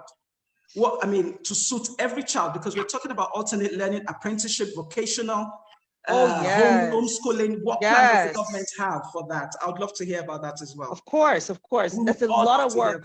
Yes, that's a lot of work that we're doing behind the scenes on curriculum. And let me tell you, I like that when you mentioned what I was working on for my doctorate degree, that you realize that curriculum is really important. I tell everyone that when you're looking at the structure of a house, the foundation is the most important part of the house. That's what the curriculum is. We have put in a lot of work in the curriculum department. if you look at the current scheme of work, which I believe we've started rolling out, you will see that the core skills that are critical for the 21st century have been embedded there. You will notice that we also focus on more activity-based learning when we're talking about infusing those skills for the students. So we're making those shifts away from the way we've been learning all along, rote memorization. We've been making steps. Now, in terms of what you mentioned, we will be also rolling out, oh God, I almost said in the fall. My brain right now lives in dual continents. It lives here in Nigeria and it also lives in the US, because remember, I'm also partially there. With my schoolwork. Yes, in September, there you go. After the long vacation for our students, we're going to be rolling out special schools where there will be an infusion of working on these hand skills. The students not just having academic work, but also having access to learning these various skills, vocational skills. So it's something that we want.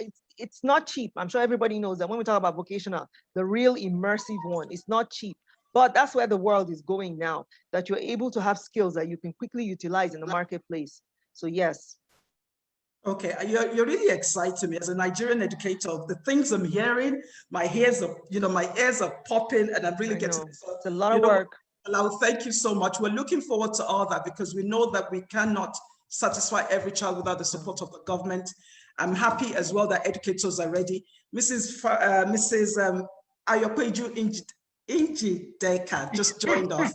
And I want you to say, so I hope I didn't mess up the name. I hope I didn't. No, that's okay. Okay, right. I want you to say something quickly. So the last, I think we sort of have time for probably one last question. So I might not be able to read your profile, but you're a consultant, okay. In education, and you're very welcome. We're looking for your perspective. A lot has been said on capacity development and systems. So I want you to say quickly, and I'm taking you completely off. This might be the last question because I was going to get everybody else to say something. In your own mind, or from your own perspective, what other forms, if we're looking at training every Nigerian child, ensuring that every Nigerian child gets educated, in your own mind, we have online school now, and we have the 4 walls of school. Which other way do you think we can really help children, to get educated? Which other way? The best way really is to empower the teachers. That's the starting point. And I must take us back to what happened during COVID. COVID, yes, we had the lockdown, but it was actually a blessing in disguise because a lot of teachers, even the public school teachers, latched on to learning for various platforms online. And it opened them up to global opportunities. So now a lot of them depend on learning communities. There are a number of learning communities out there. And if you empower a teacher, you're empowering many, many classes. So that's really what I will focus on. During COVID, a number of organizations, just like Dr. Akinala Bizon did, we moved online, and every month, in fact, twice a month from April to September, we were offering free training. And one of the things, the last one we went into was actually training for school leaders. And that training, we have now expanded into a 4-week training that comes with coaching. So that's another territory. I mean, if you focus on teachers, definitely students will learn better. And another thing is, when we do that, teachers who teach children who don't necessarily have access to devices or who can connect to the internet, they always find a way around getting worksheets, getting information across to those children. Because it happened in the low-cost areas in Lagos State, the low-cost schools, many of them could only survive because they were in touch with their children. So I'm a very, very firm believer in training 2 key sets of people in schools. The first one, the teachers, and then the school leaders. Because when you train a school leader, then that school leader is going to have a learning community, a huge one, with his or her teachers first, and then they expand that beyond the school. So for me, that's what I was saying. And it's such a huge opportunity. Okay. I don't know how much time we have, and it's a breakout. I mean, the breakout rooms will probably come back in, but don't worry. Once they start coming back, you see the numbers going up, and okay, so we can keep chatting then. Okay. Yeah, so sure. What I just wanted to one set of people, and I probably belong to that category. is people that run schools. And I really want everybody here to, what would you advise them to do? People are shutting down, people are losing, there's the uncertainty. When Mrs. Let me give you Odusifos, two examples. Right. Let me give you two examples. In fact, my first contact with homeschooling, in quotes, was through a school, a client of mine, who started his school by homeschooling his children. Now he's grown into a homeschool where he has other children. And before the pandemic, because of his kind of person, the kind of education he wanted for his children, he was high on technology. So for him, lockdown was, I think, on a Thursday or a Friday, Monday after his children were online. So what advice do I want to give to school heads is the fact that a school leader must learn, and continue learning. And of course, you unlearn what you don't need, but you must be able to set the pace. You can't know everything. But when your team members see that you're interested in education, you are current, then you will inspire them. Another thing is that school owners need to have a vibrant learning community. I addressed members of APEN twice over the lockdown, and that's something that is a major challenge. School owners come together, but they don't share. It's one industry where it's open, but really it is very close. So that's another thing school owners must learn. And one advice I always give is 4 schools should come together, or 5, extreme ends of Lagos. So you're not competing for the same set of teachers, you're not competing for the same parents. So it's such a huge opportunity, but it all boils down to learning, individual learning, building very strong learning communities, and understanding that this is about the Nigerian child. Yes. So you can't hoard. If you truly love children, even when a teacher leaves your school, that teacher is going to be a blessing to some other children elsewhere. So that's what I'm going to say. Collaboration between school leaders, between teachers, and the entire community. Okay. Dr. Alabi, how ready should school owners be for alternative learning? How ready? How ready should they be? What do you mean by alternative learning? Are we talking about... Now we have schools that don't have access for online. Online school is an option now. Homeschooling is an option now. There are other ways of learning. There's apprenticeship, there's vocational. Now the fear in the heart of educators, because we all need to come on board to get this done. It cannot be personal to anybody, because the whole idea behind Melting Pot doing this is that we begin to ensure that every child gets educated. So how prepared should they be? Because, there is a way it's got to be for everybody to be on board for this. So as a school owner, how prepared? I just want you to advise school owners how prepared they should be. The advice I'll give them is what Mrs. Njideka said. A good teacher continues to learn and never stop teaching. You can't stop learning. You need to keep learning and learning and learning every day. They need to look for upskilling. They need to upskill, they need to learn new skills, and they need to share. The first thing I found out when I got back from the UK as well is that we don't share good practices in Nigeria. And that was the reason why I set up School Run Academy at that time. And I set up School Run magazine, because I thought, okay, if I could give them the tips that they needed in a classroom in small bites, it would be easier.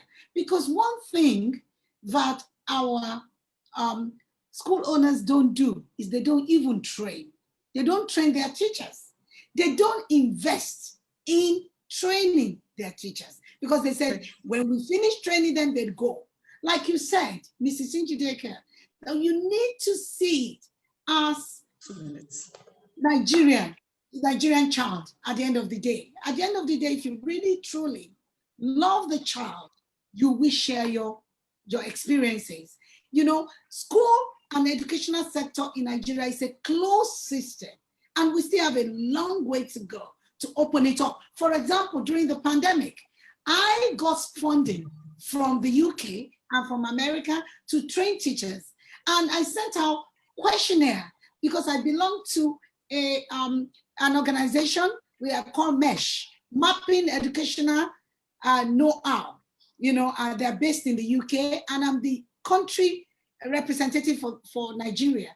They ask us to devise questionnaires and ask teachers. We have to round up, Doctor. We have to round up. You know that teachers, government teachers will not fill our forms because they are afraid of the state. They said they cannot, they will not fill an ordinary questionnaire because they needed the state government to give them the go-ahead to do so. I wish we had more time, Doctor. I wish we had more time, but we don't. So I'll do a quick roundup. From all our panelists, thank you so much. We've been able to garner from Mrs. Alawaye, mental health is important. The learning is in place.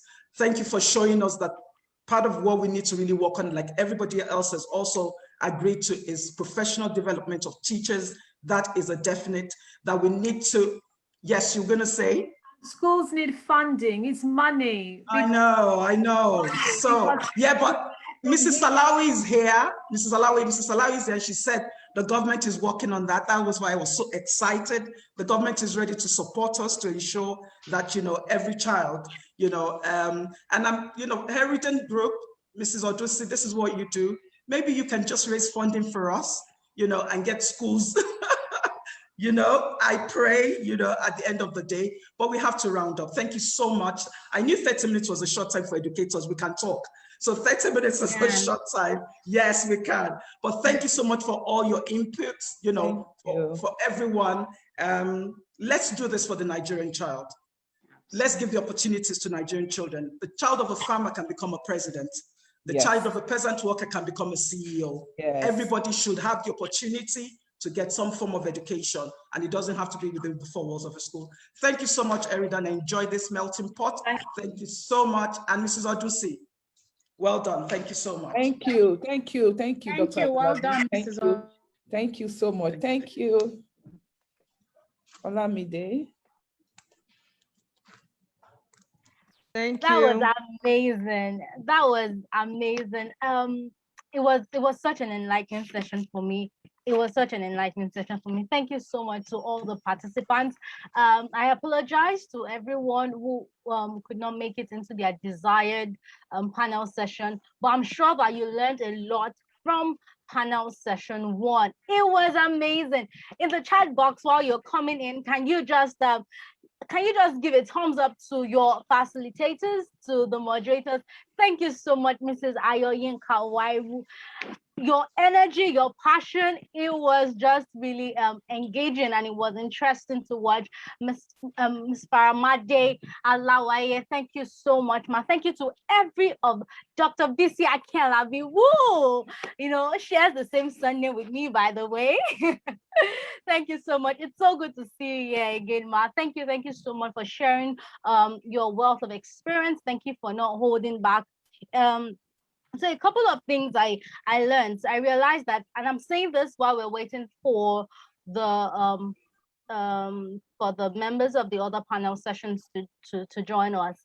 So at first, my first contact with the word blended education was when I was listening to Mrs. Remi Odunsi's Instagram post some days back, and then she mentioned the word blended education. And from what she was talking about, I realized that it's a mixture of homeschooling and the conventional schooling. But leaving my panel session right now, I'm realizing that there is even a twist to that.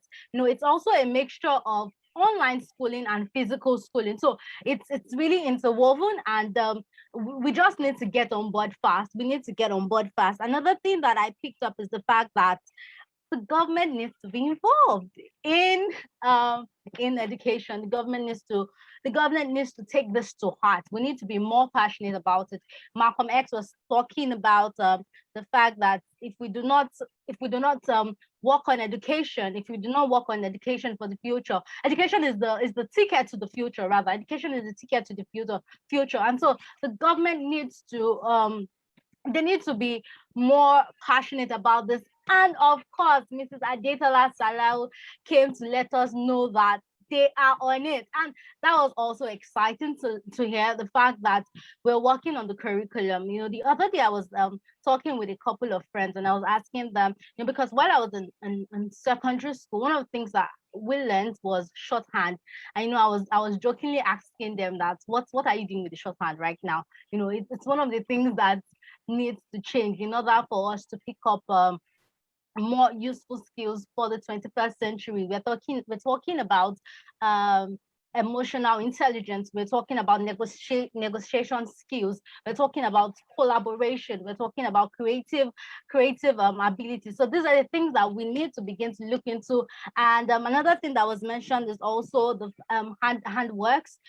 Other skills that can fetch in money. Other skills that can enhance exposure. Really enlightening session. Thank you so much. I can still see some people in panel session 2, so I'm waiting for them to join us fully. I can still see people in panel session 3, so I'm waiting for them to join us. I'm waiting for them to join us fully. I would give about 2 more minutes and we would proceed to the next item on the agenda. So for those who are here already from panel session 2 and 3, please in the chat room, let me know the things that you learned. Let me know the things that you learned. Let me know what we should be, what you learned in your panel sessions. Please go ahead and mention what you learned in your panel session. Oh, okay, beautiful. I'm being informed that everyone is here. Thank you all so much for participating in the panel session, as was really a fireside chat. And I'm sure that yours was the same too. Right about now, we'll be having some more exhibition videos to let us know the innovation that organizations are taking in terms of diversifying education, in terms of homeschooling, and in terms of alternative learning. So we'll be having the exhibition videos right now.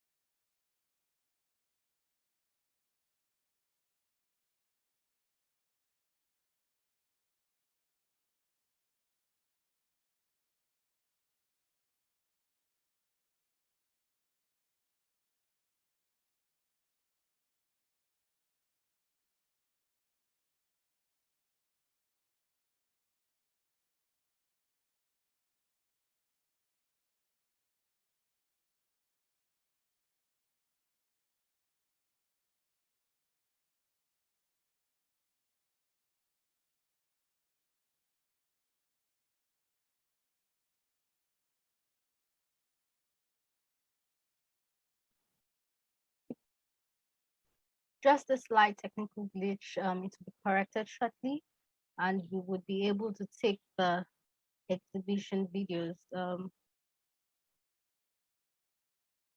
Okay, so in case of that, we will just go straight to the next session, which is going to be another fireside chat.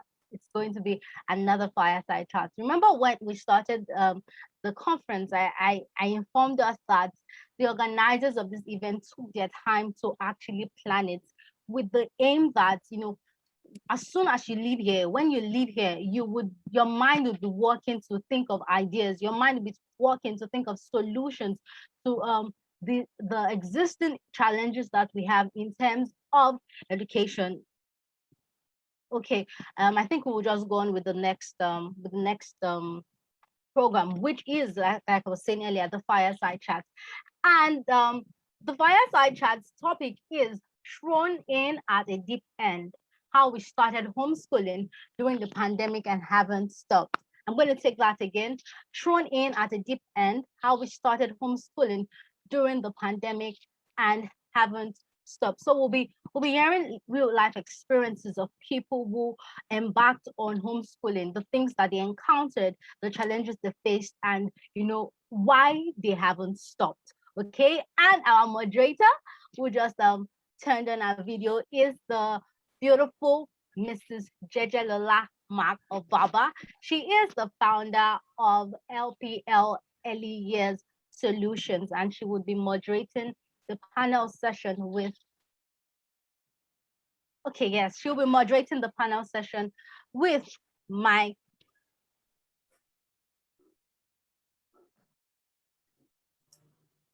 Okay, Olamide is muted now. Can you hear me? Yes. Thank you so much, Olamide. Okay. I'll let you finish. Go on. Okay, beautiful. She'll be moderating the panel session with my homeschooling tribe. Mrs. Jejelola Marco Baba would be moderating the session with my homeschooling tribe. Thank you so much, Olamide. Honestly, I'm floored. Let me just start by saying I am completely floored. And when Mrs. Odusi reached out to us, when she reached out to me at first, she said, oh, she's putting together the conference and she just wanted, it's good to have experience from someone in the United States, in a developed country. But, she was looking for a family here that does homeschooling. And, she met me, and I introduced her to our group, our support group we have, my homeschooling tribe. And she said, oh, she was looking for one and she found 10. But I'm sure now, at this conference, even I am floored. I've been looking through the charts right from when Ms. Oduwole was sharing, right from when the Honorable Commissioner was speaking as well. And I am honestly just floored. And I really just want to say a very, very big thank you to Mrs. Odusi, to the Eridan group, to the Melting Pot, and everyone who has come together to put this conference together. It is saying that it is eye-opening is a complete understatement. So a very, very big thank you to you. So my homeschooling tribe, that's what we're called. A group of people who have come together, starting from 2 people. And, like the title said, we're just running at the deep end, literally not sure what we were doing. But like Mr. Oduwole said, we had found our why. We knew what the purpose was. We knew what we had chosen an option, and we had decided this is what we want to do, but not being fully aware of what resources we had, what's available to us. And from 2, we gradually grew, and we're now at 12. And deliberately trying to keep it as a close-knit group. And out of the 12 of us, there are 6 of us here today. So we also have Mrs. Matilda Ukufi, who is a parenting coach. She is also an author and a writer. And by the side, she bakes some really, really lovely treats. She doesn't really talk about that much, but some absolutely lovely treats. We also have with us Folashade Olayemi, who is an early years educator and a fine artist. We have Oluwaseun Akimulero, who is a public health researcher and a homeschooling mom.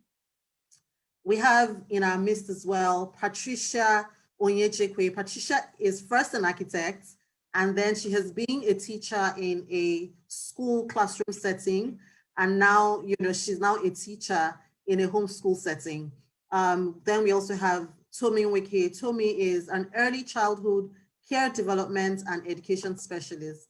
So, just from the titles, you can see that it's a very interesting mix. And that's one of what I found to be, it was completely unintentional. We didn't go searching for any. I found one of our greatest strengths, because we have in our midst not only people with years of experience in the classroom, but they've also made a decision to transform to homeschooling in various forms. And we have the specialists. So when we feel like I'm a little confused, I'm not really sure, right there in our midst, right there in our WhatsApp group, we bring up the question and we get professional answers we know that we can bank on, not only, because of their years of experience in the classroom, but because they have also been certified professional. So today we've come here just to, encourage anyone who's planning on starting this journey, anyone who is already on the journey and not sure how to navigate it, anyone who is going through struggles, you know. And the truth is, there are struggles, you know, like I said earlier on, we started this on a whim, or we started it out of, you know, maybe during the pandemic, you know, like, what's going on here? I've noticed the difference. Oh, let me try this other way. I'm going to do this. We are like, I'm not qualified. Am I a good teacher? You know, a lot of the conversation that Mr. Wale had, and a very big thank you to Mr. Wale for coming to share his story. You know, whilst he was sharing, we were just like, oh wow, oh wow, oh wow. You know, a lot of the things he did share, not only did they confirm some of the questions we have in our mind, but also very inspiring. You know, it's one thing to have, you know, a 10-year-old and a 7-year-old, a 3-year-old. You see, like, I'm still in the early years gap group. But then when you see someone like Zuriel, who has achieved so much in her life, then it's just very inspiring. And like, I can do this all the way. So a very big thank you to the Oduwole family. And I'd like to, you know, I'd just like for all those of us on the call to share our stories. And I'd like to also start with Matilda. Matilda, if you'd like to please just go ahead and tell us, how did you find yourself here, and why have you made the decision to stay in this on this path? Good evening, everyone. Can you hear me? Yes. Good evening. Good evening. Thank you, Mrs. Odunsi, for this opportunity. Thank you all for this opportunity. Really, like you said, it was really about, it was a pandemic. Last year was like a 2020 year for everyone. Like, clarity came for many of us. We started to reflect on what we're doing. And for us as parents, it was interesting because for the first time ever, we're able to be a part of our children's learning, because we were learning online. So you were watching them learn, watching them interact with their teachers and their peers. You could observe the gaps. You could tell where the challenges were. And for us, yes, online learning was an amazing blessing in regards to the fact that they could learn while they were at home. But I hadn't thought about homeschooling my children until I realized that my younger children, who are currently 4 and 2, at the time were 2 and 3, were trying to learn online, and it was a challenge for us because they weren't able to stay online consistently without getting bored or losing interest and things like that. For me, it was so stressful. But I have an older son who at the time was 7, now 8, and he just took to it so easily. He just started interacting with, he's very tech inclined and all that. But for us, it was observing through the period of online learning, and there were still some gaps. Like I said, the first time we were able to observe them learning, which we wouldn't have had the opportunity to do if we were going to classroom school. You don't see how they learn, and you wouldn't know the gaps. You just see the report cards, and you don't know. So for us, we started getting restless, and we saw that there were gaps that we couldn't really get filled. The school, of course, is a good school doing their best, but for us, like Mr. Dowale was saying, knowing your child, for us, knowing who he was and seeing the challenges he was having, it was so frustrating, and I felt so restless, and I was feeling very helpless. And I was like, you know what? I'm having an eyesight talking to people who were in that space, educationists and people who could, guide us. And it just came to that realization that we have to do something. We can't just carry on because we don't have any other solution. It couldn't be about changing school, because I couldn't guarantee that I would have a different experience in a different school. So it was about trying to close those gaps, and that's how we got into homeschooling. And of course, I probably spoke to you as well, because I found that you were homeschooling your kids, and just realizing that people were doing it, and I just felt a bit, okay, you know what? But the truth is, I did have hesitation. I did have questions, will I qualify to do this? How is it going to be? I knew from the beginning that it would require commitment and consistency, and I wasn't certain, okay, I want working for my child, but can I be the one that provides that? But like Sojo Wale said, listening as well. So we really did take this to more than just ourselves, and not just my ability. I just went in head on, and we had a lot of support from even his past teachers who knew my son and gave us like, this is something you can do. I'm sure you can do this. So it kind of helped. And then finding a community of people who were doing the same. I cannot overemphasize the importance of a support system, because I didn't know everything. Most of what I'm doing now, any success I can record now, I can say that I learned a lot from the group I belong to, people who had resources to share, moral support. You can do this, try this out, check this out. And knowing that I went in there by thinking that it has to be like a classroom, you have to do it like school, 7 periods a day. And I learned really quickly to take the pressure off, to adjust it to my family, to my children. And the truth is, homeschooling for me, has supercharged my parenting because I know I'm more aware of my children. I'm more aware who they are, their potential, capabilities, things I was not paying attention to at all. And I'm not saying nobody going to dump down regular school. There's a place for that. And we're blessed to have even gone through that system. But right now, homeschooling is working for us. There's unlocked so much possibility, so much potential. There's amazing resources. I feel quite empowered. I'm looking to learn more. In fact, we're always learning. We're signed up for courses all the time because there's so much out there to help us do better. Exceeding amount of resources to support us as parents. So really and truly, those are the pros. It's not a walk in the park, as we all know, those of us who are homeschooling, it's not a walk in the park at all. However, the rewards are remarkable. The progress I observe in my children, the change, the confidence, their skill levels, just seeing them flourish and knowing I'm a part of that process, it empowers me and builds my confidence. So that's why, if you say, why am I still in it? Because I haven't seen any reason to step out. I see every reason to continue.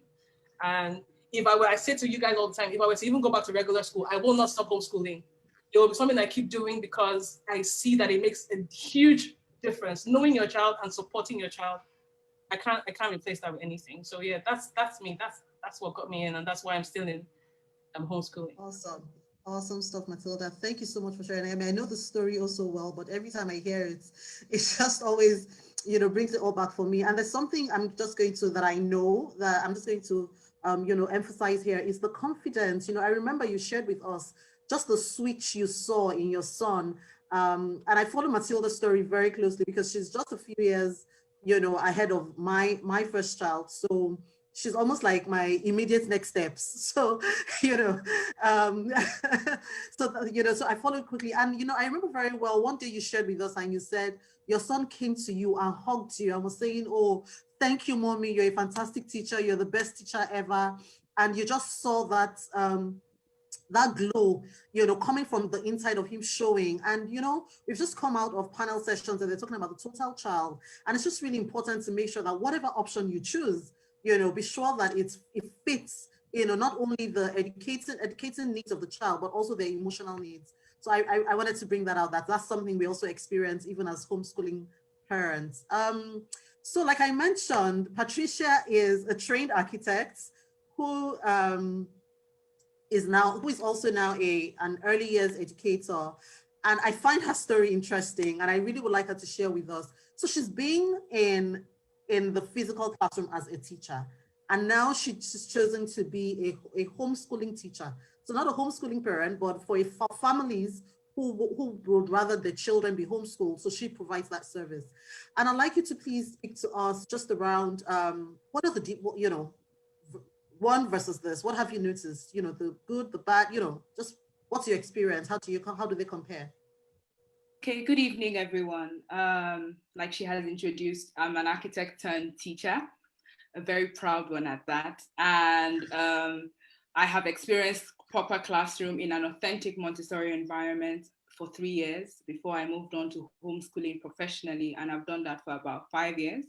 I have homeschooled 2 toddlers at different times and a set of twins that were on the spectrum for autism. And in my experience, like I always say, what's the essence of education? Education is to prepare individuals for life. And my experience in formal, not say formal, but in a structured environment was preparing children for life. Now, the difference is in terms of curriculum implementation. When you are homeschooling a child, it's more intense because it's one-on-one. You're able to observe the child better. You're able to meet the child's need as you see. So the power of observation is higher when you are homeschooling. However, in the Montessori school where I worked, which was an authentic Montessori school, we had a system where the children in your classroom were divided into groups, and you had, in a particular day, you had your focus groups. And then in those days, you give lessons to those children and you also observe them. And so, yes, there was still the room to, observe and flexibility of learning. But however, in all honesty, when you have 10 or 15 children, it's different from when you have 2 children. So that's the major difference, In terms of the curriculum implementation, it's still possible to be flexible. However, it is easier when you are home learning. I don't know if that, yes. And then another difference or major point is the learning environment. As educators, we understand that the learning environment is the greatest teacher. And we as adults are also part of the learning environment. And in the Montessori school where I worked, as much as possible, they tried to create a home setting. So there was the kitchen area, there was the area where the children could read, there was the walking area and all that. But however, in a home learning, learning begins from when the child wakes up, and so what we have done, because I co-own a company called Homeschool Network Lagos. We set up learning environments at home to ensure that whatever the child would typically learn in school, the child can learn at home. Because some parents get concerned in terms of, okay, somebody has a question for me. Okay, I think I'll take that when I'm done. So yes, so one of the concerns parents have, especially when they want to homeschool, is the environment. And I always say to them, there's a lot you have in your environment that would enable your children learn. You just need to put the right structure into it. And so those were the major differences as a teacher that has worked in a formal setting and a teacher that has worked in the home learning environment. Now, there are other things that come to fees and assessments, but I don't want to overstep my time so that I can have my other members of my tribe talk. But those are the basics for me. Thank you. Thank you so much, Patricia. And you bring up a point that I have a question, and I'll bring this up a little later, but I just wanted to mention it, is the detail or the efficacy of assessing one child versus needing to assess many children in a group. And it's a situation that I've had before, and I completely understand the logistical challenge of the need to assess a larger group versus one child, because I did have a question for one of the schools my children have been to say, so they use the focus week system, and in the focus week system, that's the week that they're going to spend assessing the child, and I said, look, so what if you don't observe the thing you're looking for in that week? What if you've observed it before, or what if you've observed it later? But you do a focus week and then you give me a report based on that week. Are we going to update the report? So I'm putting that out there just for, hopefully educators to consider. And maybe this is unique to the particular school that that I'm speaking about, but it's a us as homeschooling parents, and I mean, I brought that up because you did mention that you have seen the difference and the efficacy of assessing one child versus assessing many, when it's a larger group. But right now, I want us to hear from Oluwaseun Akimulero, who is so she's a public health researcher and a homeschooling mom. So she's a working mom. I know many times people tend to think that homeschooling moms, you're a stay-at-home mom, you're running your own business, you have all the time in the world just to focus on the child. So I'd just like Oluwaseun to share her experience and how she does this as a working mom. Thank you very much, Jalala. That's a very good question. I don't know if you can hear me well. Yes, we can. Yes, good evening, everyone. Let me start by saying that the benefit of being part of a homeschool support group cannot be overemphasized. My homeschooling journey has been rewarding, thankfully, but I'd like to mention that this is largely attributed to the support, the encouragement, and the influence from the homeschooling tribe that I'm pleased to be part of. While this is not to say there are no concerns or have not had overwhelming times in my journey, or even thought of self-doubts, I've had unpleasant comments said to me, and honestly, I do not blame them. I've just learned that those comments were made out of concern. My decision, my strong why for choosing homeschooling as a working mom has been my strength to carry on. In life, everyone's got a unique path that is driven by goals and objectives. So I tell myself, homeschooling doesn't require perfection. It doesn't at all. So as a working mom who, decided to embrace homeschooling, I thought about it during the pandemic and I started. And fortunately, I've continued amidst the misconception of what homeschooling really is. I've really come to terms to understand that homeschooling is just an elective home education that can be conducted by a parent or a tutor who is willing, prepared to make the commitment that is required.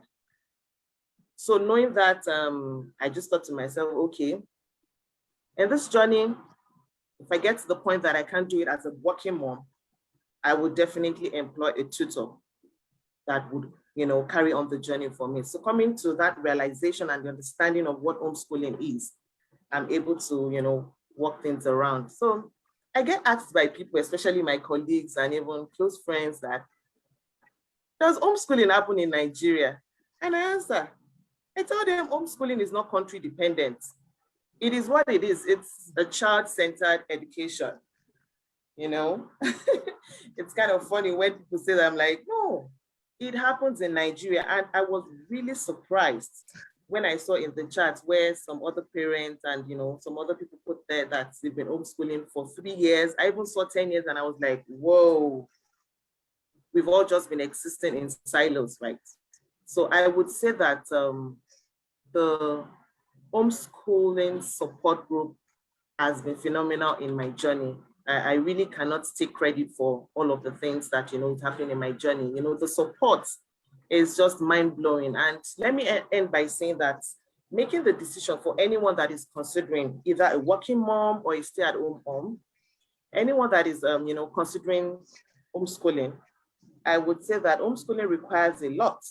But particularly, let me stress that the need for support would help you. The need for support will carry you on.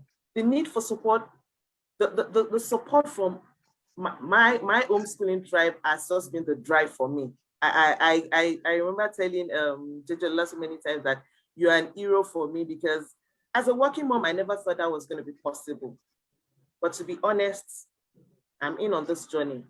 And also, in addition to the support from the homeschooling tribe, I would also say that I am thankful that I have a supportive husband, who is also willing and committed in this homeschooling journey. So it's important that, if you want to consider this homeschooling journey, have the buy-in of your partner, have the support of a partner, because it's really important. There will be times, there will be overwhelming times you would consider that, am I really making, the right decision?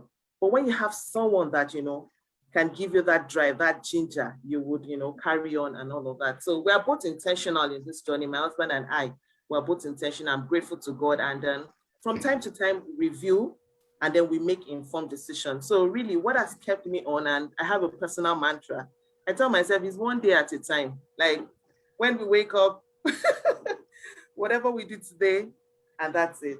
The next day, that's it. So far, it's been a very good ride, and I hope it will continue to be that. So thank you very much, Jojola, for the opportunity, and I'm most grateful. Thank you. Awesome. Thank you so much, Shil. I feel like I've just learned, honestly, it is so one day at a time. Like, it's like I also mentioned, taking the pressure lead off and just one day at a time. Thank you so much. And there are a couple of things that you mentioned that I'd like to, just speak a little bit more on as well. When you talked about first, the support of the spouse. And I know that this could also be a struggle, for many, and it's such a great thing to have. Sometimes you have it from the get-go. Sometimes you have to find it. In my case, my husband wasn't into it. He was just like, let these children go to school, let these children go to school. But, he saw the commitment, he saw the results. And not only did he see the results from what he witnessed at home, people will see our kids and be like, so sharp, what school do they go to?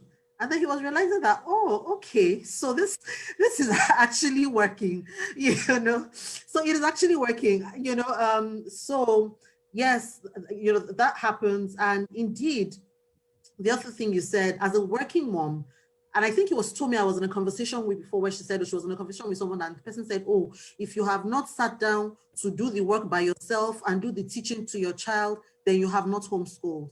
And that is not true.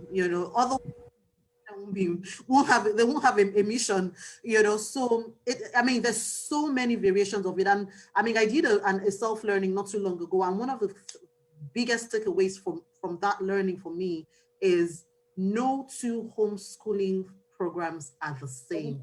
It's about you, it's about your child, it's about your environment. You know, there's no this is the format. There's no this is how to do it. Even within us here, you know, some of us are doing a hybrid solution. Some of us are, you know, and Oluwaseun also mentioned something about self-doubt. Some of us actually having that self-doubt. Oh, did I make the right decision? I've put my children back in school. Should I pull them back? You know, it really is one day at a time. And that self-doubt thing is so real, you know, and everyone here talks about the strength of the tribe. And I'm so grateful for that. Is to always just remember, this is my why.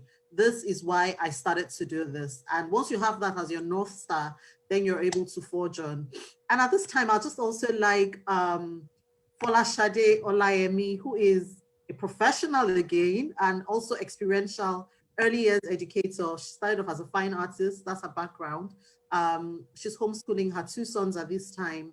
And I like to, I mean, so again, coming from a background of being in a school and just, I mean, I know you've had experience with the traditional, you know, school. You've had a brief experience with an alternative learning school as well. Knowing all you know and also your experience with your children, what is it that is missing? What would you like to see that would make this homeschooling journey complete for you? Hi, everyone.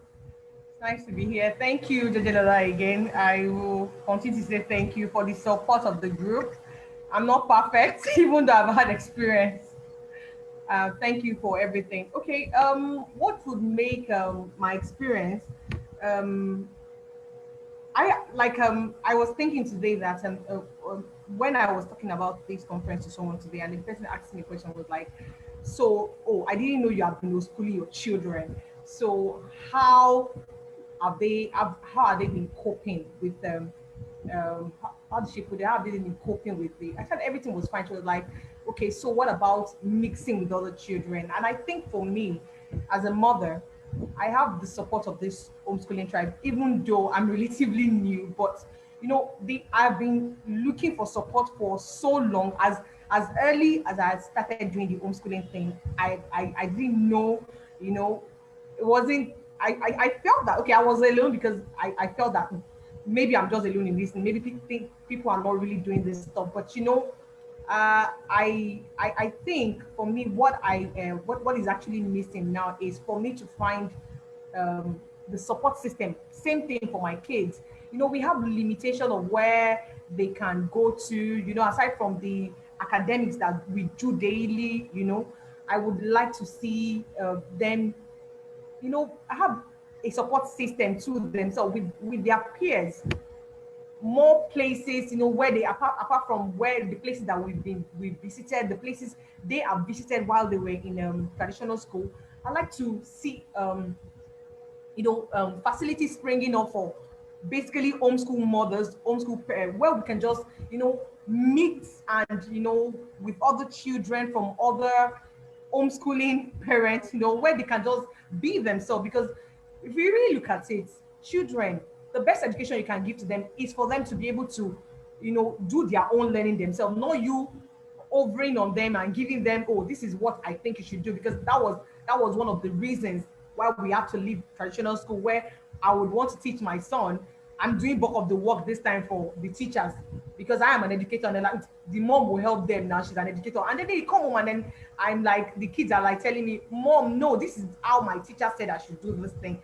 The way you are telling me, I'm trying to tell my son, we can get to the market taking different routes, and my son is telling me, no, my teacher says this is how I should do it, and this is how I must do it. And for me, I want my kids to be able to visit places with other children. I mean, have facilities where they can just go mix with other children and then do different from academics, you know, share experience with other children that are being homeschooled, not necessarily, you know, academics this time. They can build things with their hands. They can, you know, exchange the things they do to me at home. Like when they learn new stuff, they come to me and tell me, "Mom, do you know that they share experience in sciences? Do you know when you eat stuff like this, it can upset your stomach. Do you know you cannot mix banana and apples together because you have, you know, and I'm like, wow, you learn all this thing on your own. I'd like to see places springing up like that. We have limitations of places like that. So for me, that's what is missing. And I want them to have a support system as well, like I'm having from my homeschooling tribe.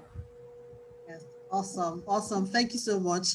And your need is my personal project. That's something you're looking for, I'm keen on, and constantly looking for people to work with. I'm speaking to Tommy, I'm speaking to this person and that person. How can we make this happen? We need to build that center, that place we can go to on that we choose to, and just say, we're hanging out as a tribe. And very quickly, we don't have a lot of time left, and I'd just like Tommy to share. So Tommy's story I find interesting, and I'm hoping that in about 2 to 3 minutes, she can very quickly enlighten us. So she started off as an educator. So she was teaching in a school, and then she's now gone to do the degrees. And that suggests to me that she wants to deep dive. She wants to do it better. So she's now a specialist, early childhood care, development, and education. So not just education, care, development, and education. And she did this simultaneously. She did this while homeschooling her 2 boys during the pandemic. Hats off to you, Tommy. But my question is, and I'm wondering, what do you want to do? What do you want to do with this? What next? If you can please help us do that in about 2 minutes, because I think we have 1 or 2 questions from the people, so we can take this too. All right, good evening, everybody. It's been such an inspiring time at this conference. Honestly, I don't know what more I can add, but I'll just talk about my personal journey briefly and try to answer Jeje Lola's question. My journey started, I read international oil and gas management, and then I had children. And my journey started when I just started to think about the ways that we learned as children, we were taught as children, and what benefit or what disservice, really, in other terms, that we had. I was privileged to go to a really, really popular primary school that is still in existence 60 years down the line now, and it was then a privilege. But then I look back at my journey in primary school especially, and I thought about how difficult it was for me to actually learn, even though I was supposed to be one of the best schools in Nigeria at the time, and still supposed to be one of the best schools in Nigeria now. And I thought I can do, this shouldn't be this difficult, and I resigned from my job, and my children were little, and then I joined this mom group, Pop Lagos, which was a fantastic thing then.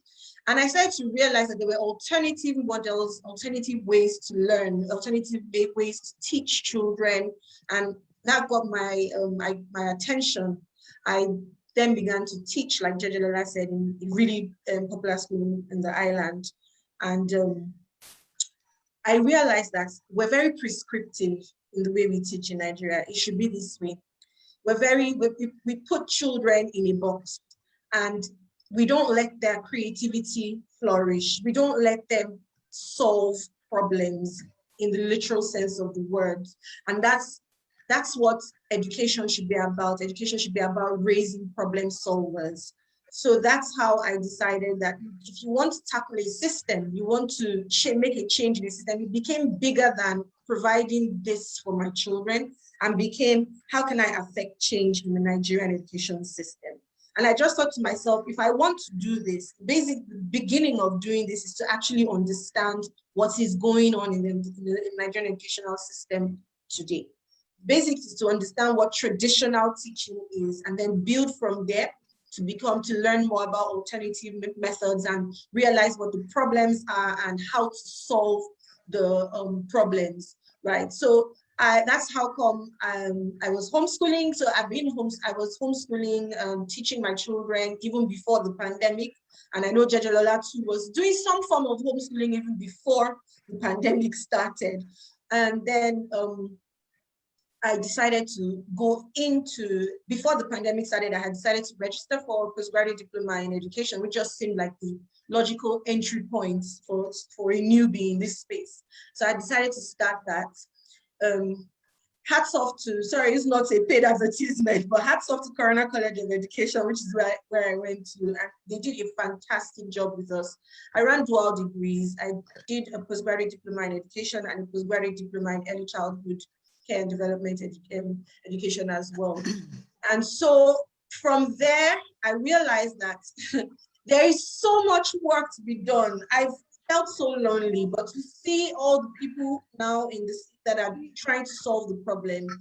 My question now, Judge Lola's question is, what do I hope to achieve? Why did in 30 seconds, please. Yeah, so what I hope to achieve is to actually bring to existing schools, what we call traditional schools, is to infuse alternative education, alternative learning methods with them. And not only in traditional schools, the way to do it is through curriculum development, is through participating with the government, and that's my purpose. Okay, thank you so much. Thank you so very much. We're out of time, and I mean, so much to share. Really, even our weekly calls go up for 2 hours sometimes. So there's no way we can cover it. We can cover it here. But thank you again for the opportunity to share our journey, and hopefully we've encouraged someone. Our minds are blown. We're looking to expand this. And Mr. Dusi, this is our charge to you. We've agreed this as a group. Please find a way to bring us all together, to connect us to the other homeschoolers in the country. We had no idea. We want to grow as well. We want to partner, and we want to take this to the next level. Thank you again for the opportunity. And thank you all for listening to us. Bye. Thank you so much. Thank you so much, my homeschooling tribe. Thank you for sharing with us. You've given us, me in particular, a lot to think about and a lot to ponder upon. Thank you for sharing your experiences once again. All right, and right about now, we'll be having the exhibition videos. Okay, they would be coming up. And while that is being played in the background, please, we'll be having polls coming up on the screen.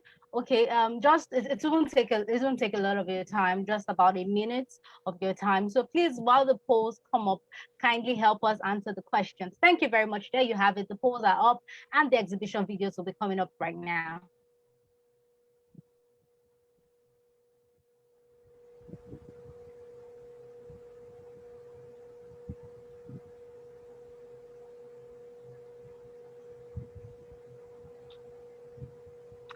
Okay, I think we're still having some technical issues with our exhibition videos. I do hope that we are able to play it before the end of this meeting.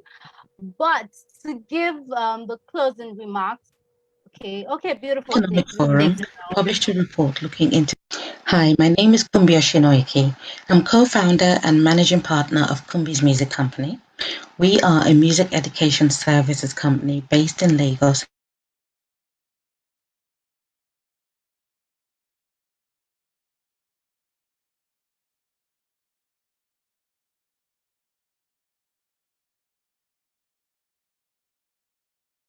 Around creativity and independent thinking. They stress the need to increase our students' capacity for creative thinking so as to prepare them to take on careers of the future and to tackle problems that have not yet been identified.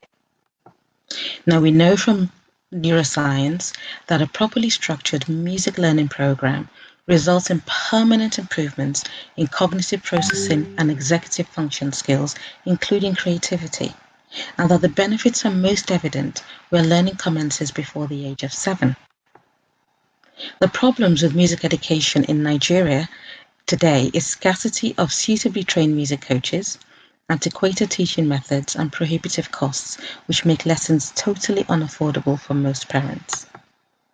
Our mission is to provide affordable, quality music learning programs for underserved communities through our Sound Foundations music program, our Train to Teach bursary for music graduates, and benefit concerts, which will help us to raise finances to pay for musical instruments and learning resources in those schools. We have been leveraging technology for impact since the beginning of the COVID pandemic. We have created over 70 courses on our learning management platform and have thousands of other resources to support both our in-person and our virtual teaching. We also use technology to invite musicians from all over the world to address our children and inspire them on their music learning journey. Schools are able to use our curriculum in their classrooms. We provide training for non-specialist classroom teachers that allows them to use our curriculum, able to help train up the children to sit internationally recognized music exams. Mrs. Badgermore decided to use one of our digital courses for her daughter, age 5, experience of playing a musical instrument, but she was able to attest to the material be well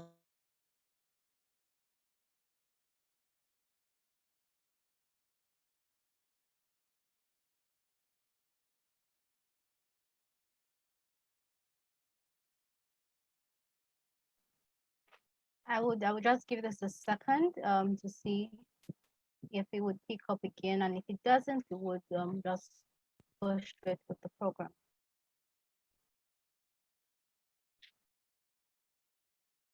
Okay, so we would be going straight with the program.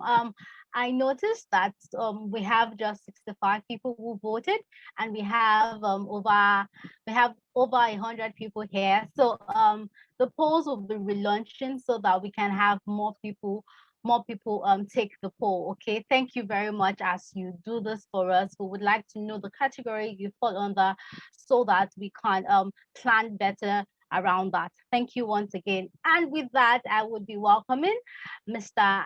Andy Jebuno, who is the managing partner of APD Project Management Limited. He is a seasoned professional builder who joined the Royal Chartered Institute of Building, United Kingdom. His experience spans 30 years in construction and project management. And you would see how that his project management experience comes to play in this particular session that he will be holding briefly. Thank you. Thank you very much, Olamide, for such a great job. And let me start off. I think we've spent quite a bit of time, and I must say, I've really enjoyed myself here. Starting off from listening to Mrs. Odusi's opening statement, and I remember when she called me and told me to be part of this. I was a bit curious as to why she wanted me to be part of it, and I must say I've really enjoyed myself. And Mrs. Odusi, brilliant, amazing. As I talk as a parent, I also talk as someone who has been in education for a while. So interestingly, even though I have been in the construction industry for 30 years, somehow Providence found me in education. And I think it was ordained somehow. Sometimes you're called to something. I found myself in Grange School as a governor for 12 years, where I actually had the opportunity to meet as well Mrs. Adefisayo, who I currently she's very, very passionate about education. I'm so excited when she's Honorable Commissioner for Lagos State. And currently, she's just inaugurated an advisory committee, which I'm also part of for comprehensive schools. We just started that. So from Grange, I moved on to Meadowhall to be the chairman of the education board there to also assist. That was for 3 years. So I found myself in education. And what I think how important that is, even though I was introduced as a project manager, is education requires private partnerships. I have found that even for private schools, let alone public schools, the private schools needed professionals. They needed people, because when you run a school, it's a whole plethora of things you look after. You have curriculum, you have HR, you have IT, you have infrastructure, and so you need people who are also professionals in those fields to support the school. And that is what I found has been an area for me. So in the area of infrastructure, that was where I really got involved, and that just extended naturally to education. But when I spoke to Mrs. Odusi, and again, I say, Mrs. Odusi, brilliant. This whole Reimagine concept is really what it is. What you've done by bringing this homeschooling concept to bear has opened a new vista. And I think what is important is in this sort of fora and conversations is an idea comes out and it begins to really, really become a topic. And just like the tribe that, I'm so excited to see how they've come together. That's the seed, and that begins to grow. And before you know it, becomes part of the mainstay. So this has really been amazing and very interesting. When I spoke to Mrs. Odunsi, she, one of the things I said to her reluctantly as well was, I said, there have been so many conferences, especially during the pandemic. I remembered, I don't know how many conferences I had to be part of. And I realized in this journey as well, I have been on, partially with education for about 15 years. I realized that we've done a lot of talking, a lot of, we're not bereft of ideas in Nigeria, actually, we're not. But where I think the challenge has been sometimes is the moving on from the conversation to actually having the real impact. But I must commend everyone here, because honestly, in whatever little way you can, I believe that is where you begin to make the change. But to make the kind of change we need to make in Nigeria, it takes a lot of us. It takes a lot of us. My concerns will be, especially as regards the homeschooling idea. We're in a country now where, on the back of the pandemic, we saw what happened with the public school system. Majority are in public schools. I must say we are the minority. And we're the somewhat those who are able to afford data and good to afford to homeschool. Many don't have that luxury. But one thing is important, it starts from somewhere. It starts from somewhere. So one of the things I would say here is, how do we take this forward? How do we make the necessary impact beyond? It's already started, I must say. Like I said, I'm very encouraged to see what the tribe is doing, because there's strength in numbers, certainly. But beyond the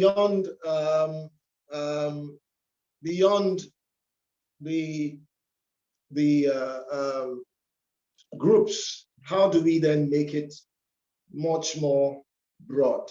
What are the next steps? And what I would like to admonish the group, Melting Pot and the Eridan group, I think it is to start to develop what are the next steps.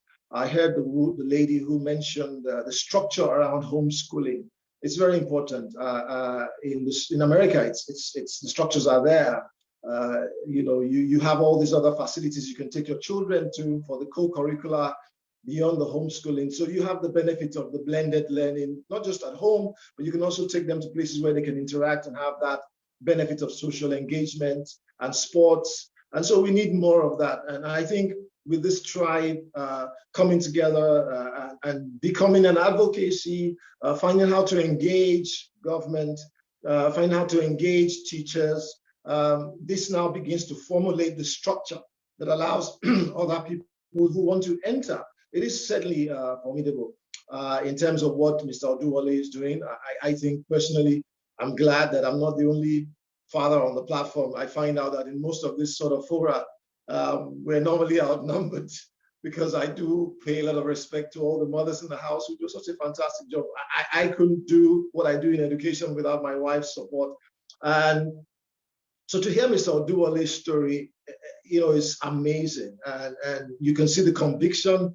You can see that it's a sacrifice. And it's clear that it's come to our shores. We now need to embrace it, put the structures around it. It is certainly important for the children.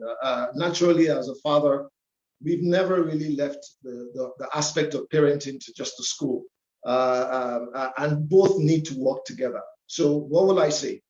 Blended learning has to occur on different levels, just like Olamide said.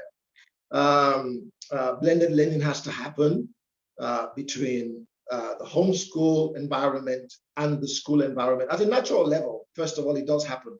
It means that parents, the responsibility we have And that's one thing I've always advocated, even when I was in, as a governor in Grange or even at Meadow. Parents, and that's why, as a father, it was interesting to be in the midst of the moms, because it was important for us to also step up as fathers to say, we support this. We are here to ensure that we give the total parenting to the child. So at the normal, natural level, the parent engagement, what you've done here is you've reminded parents that we have a responsibility to make sure that we provide the support at home and not leave everything to the school. That's number one. That's very important. That's where they learn the values. That's where you frame the history. We don't learn history in school any longer, especially now that we're sort of sending on our children. Everybody wants to go out of the country. If everybody goes out, who stays behind?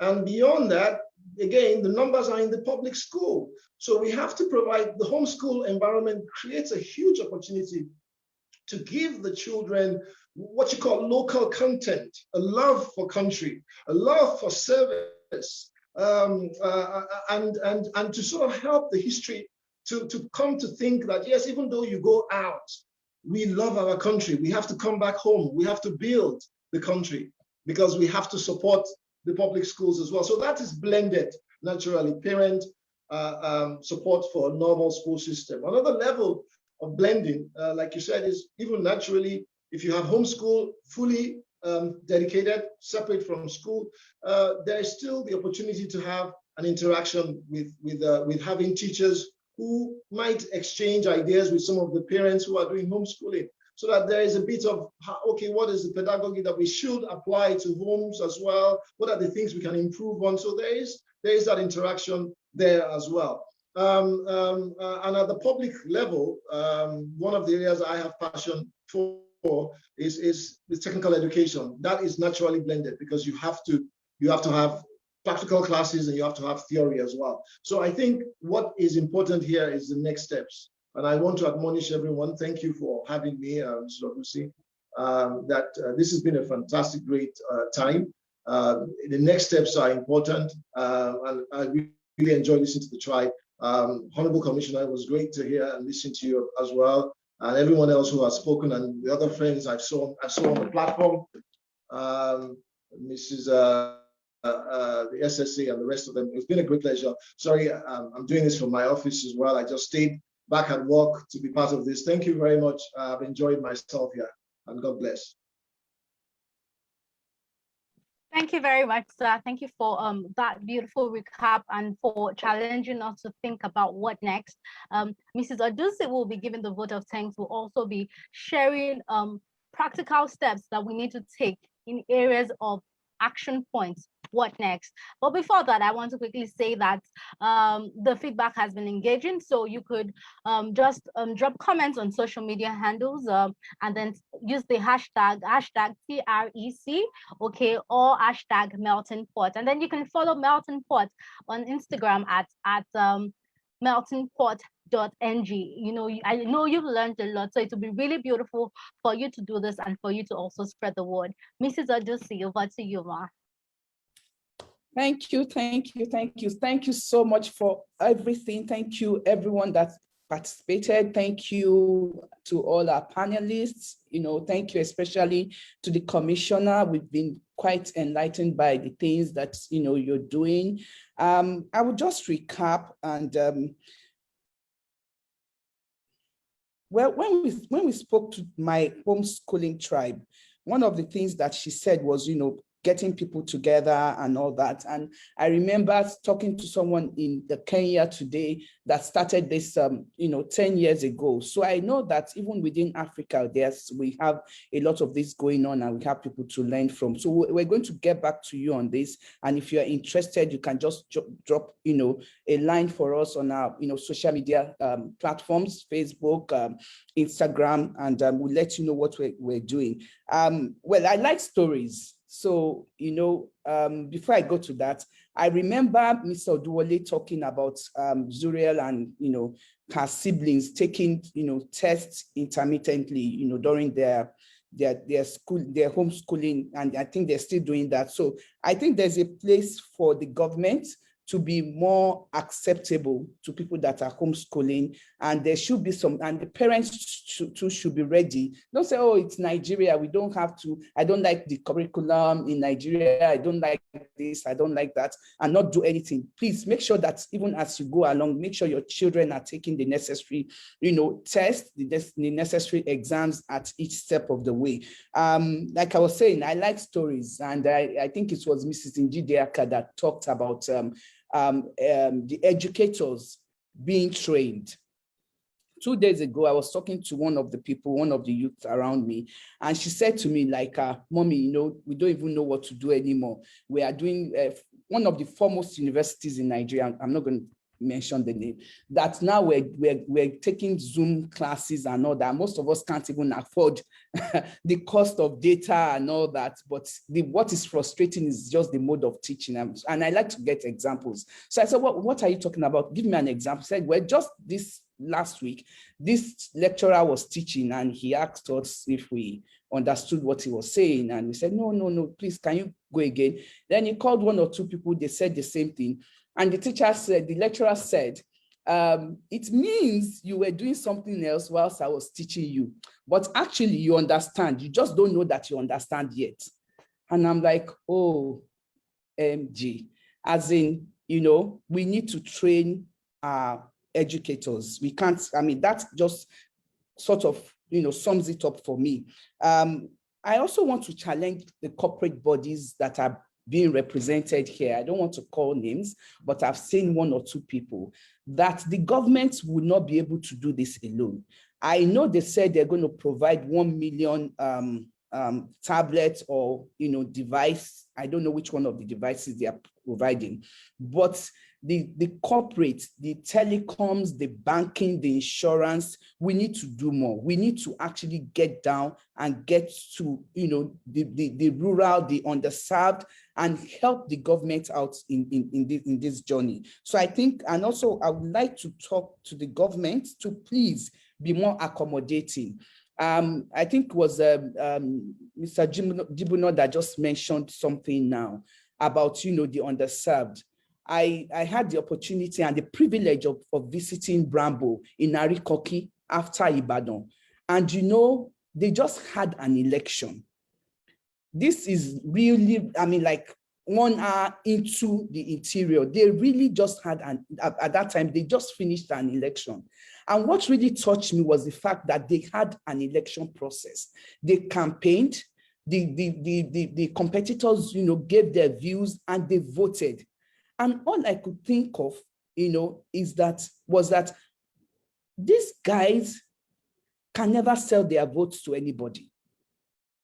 They will never do that, because they know the importance of their voice. And this is a place where there's no electricity and there's no water. And Bramble has been able to bring up a device that actually, right now I think they have about 50 children. Like we saw in the video, it can be replicated. So what are we going to do? This is what we're going to do as part of the post-conference plan. We'll be developing a white paper. If you have more insights and you would like to join us in co-authoring this using hashtag Trek 2021 of Melting Pot, you can join us and we create more awareness as to what, like I said when we started, let's stop complaining. It's time to do and not complain. Lend your voice, lend your energy, lend your money, whatever it is that you can do. It's time to start doing. We are going to be partnering with already existing communities such as concerned parents and educators, and continue to grow the network. We'll be distributing newsletters as well. So please be on the lookout. That's the short-term plan, which is, we think this we can do in the next 3 to 6 months. In the medium term, we'll be replicating the Bramble learning space in 6 other rural community locations. We need your help. We need, whatever, you have. If you're able to sponsor, or if you have any location around you, please reach out to us so we can get more children out of, their homes to school. We'll also include academics by liaising with students. So if you're a student here, you're listening to me, please, if you are interested, please get in touch with us. We'll be liaising with students and lecturers for research results contained in white paper to be used for PhD thesis. We'll also seed academics with grants to pursue research and development in the area of education. In the long term, we hope that we'll be getting a bill passed in the National Assembly that will help with, and I think Mr. Jibuno is working in this area, that will help with revamping the entire system of education. We'll partner with healthcare trusts, forums, and other entities. We are also going to be looking at getting stakeholders together to have an online national library. Those of us that attended universities in Nigeria, remember how your library used to be. I think you should go back now and see what is available. So please kindly send your email to meltingpot@eridangroup.org. I think it's going to be, you're going to have that written up now, so that if you have anything, if you have any suggestions, if you have any, anything whatsoever that you think you can add, to help us with this journey, we'll be very, very, very grateful to have it. Thank you all so much. It's been very enlightening. I hope your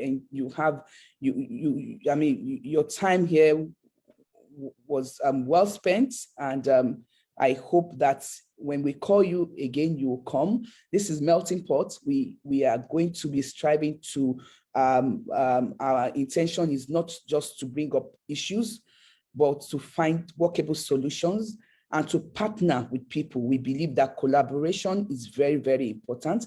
We are going to collaborate with government, the private sector, the public sector, individuals alike. So please, when next we call you, do come. Thank you all so very much. We have 1 or 2 more videos, and then we'll be rounding up with that. Thank you very much. Take care. Thank you very much. Thank you very much, I mean, you've heard it all. You've heard it all. Please, when next Melting Pot calls upon you, please do answer. Thank you so much. And right about now, we'll be taking some exhibition videos.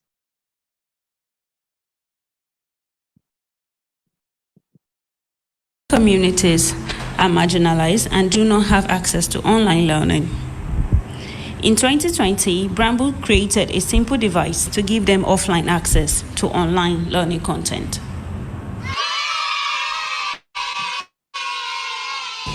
The device can be used with a laptop, desktop, or even a phone by an individual learner or in groups.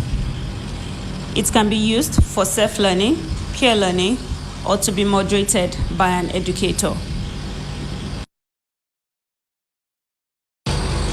The Brambox device has been tested in Arikoki village of Oyo State, where it helped 25 children increase their literacy rate, and more importantly, children showed more commitment and motivation towards learning.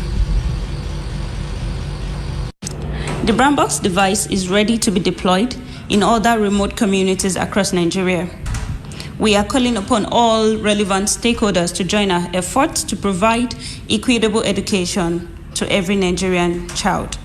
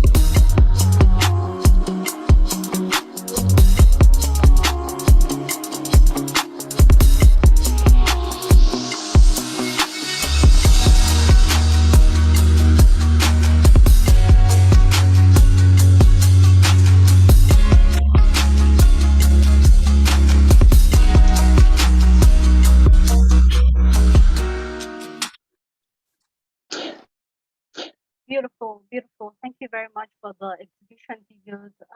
If you want to partner, sponsor, or just get more information about homeschooling alternative learning, please reach out to Melting Pot, www. Okay, I see the email in the chat box. So please just reach out to Melting Pot, and I'm sure that the people are on deck who would respond to you. Thank you very much once again. And if you also want to sponsor or partner with any of the exhibitionists, please also reach out to Melting Pot, and they would be glad to make the necessary connections. Also, do not forget that the hashtag is hashtag Trek 2021 and hashtag Melting Pot. You can also follow on Instagram, okay, at meltingpot.ng.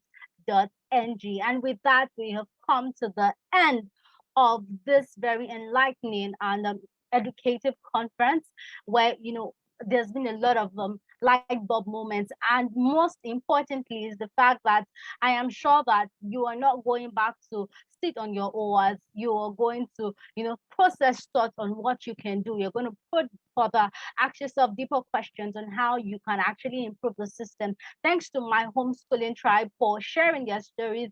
I'm sure that right now a lot of moms would be willing to join, knowing that they have a community that would support them. Also, the Evident Group and Innovate Lab, thank you for organizing this amazing conference. Mrs. Remi Odusi, so many chat has come to you. You've been asked to please conduct a program at a higher level for homeschooling. For homeschooling parents, you've been asked to partner with the government, more partnership with the government in ensuring quality education and in ensuring that education gets across to everybody. So uneasy lies the head that wears the crown, but I am sure that you are graced and empowered for such. Thank you once again. My name is Olamide Akinyalabi.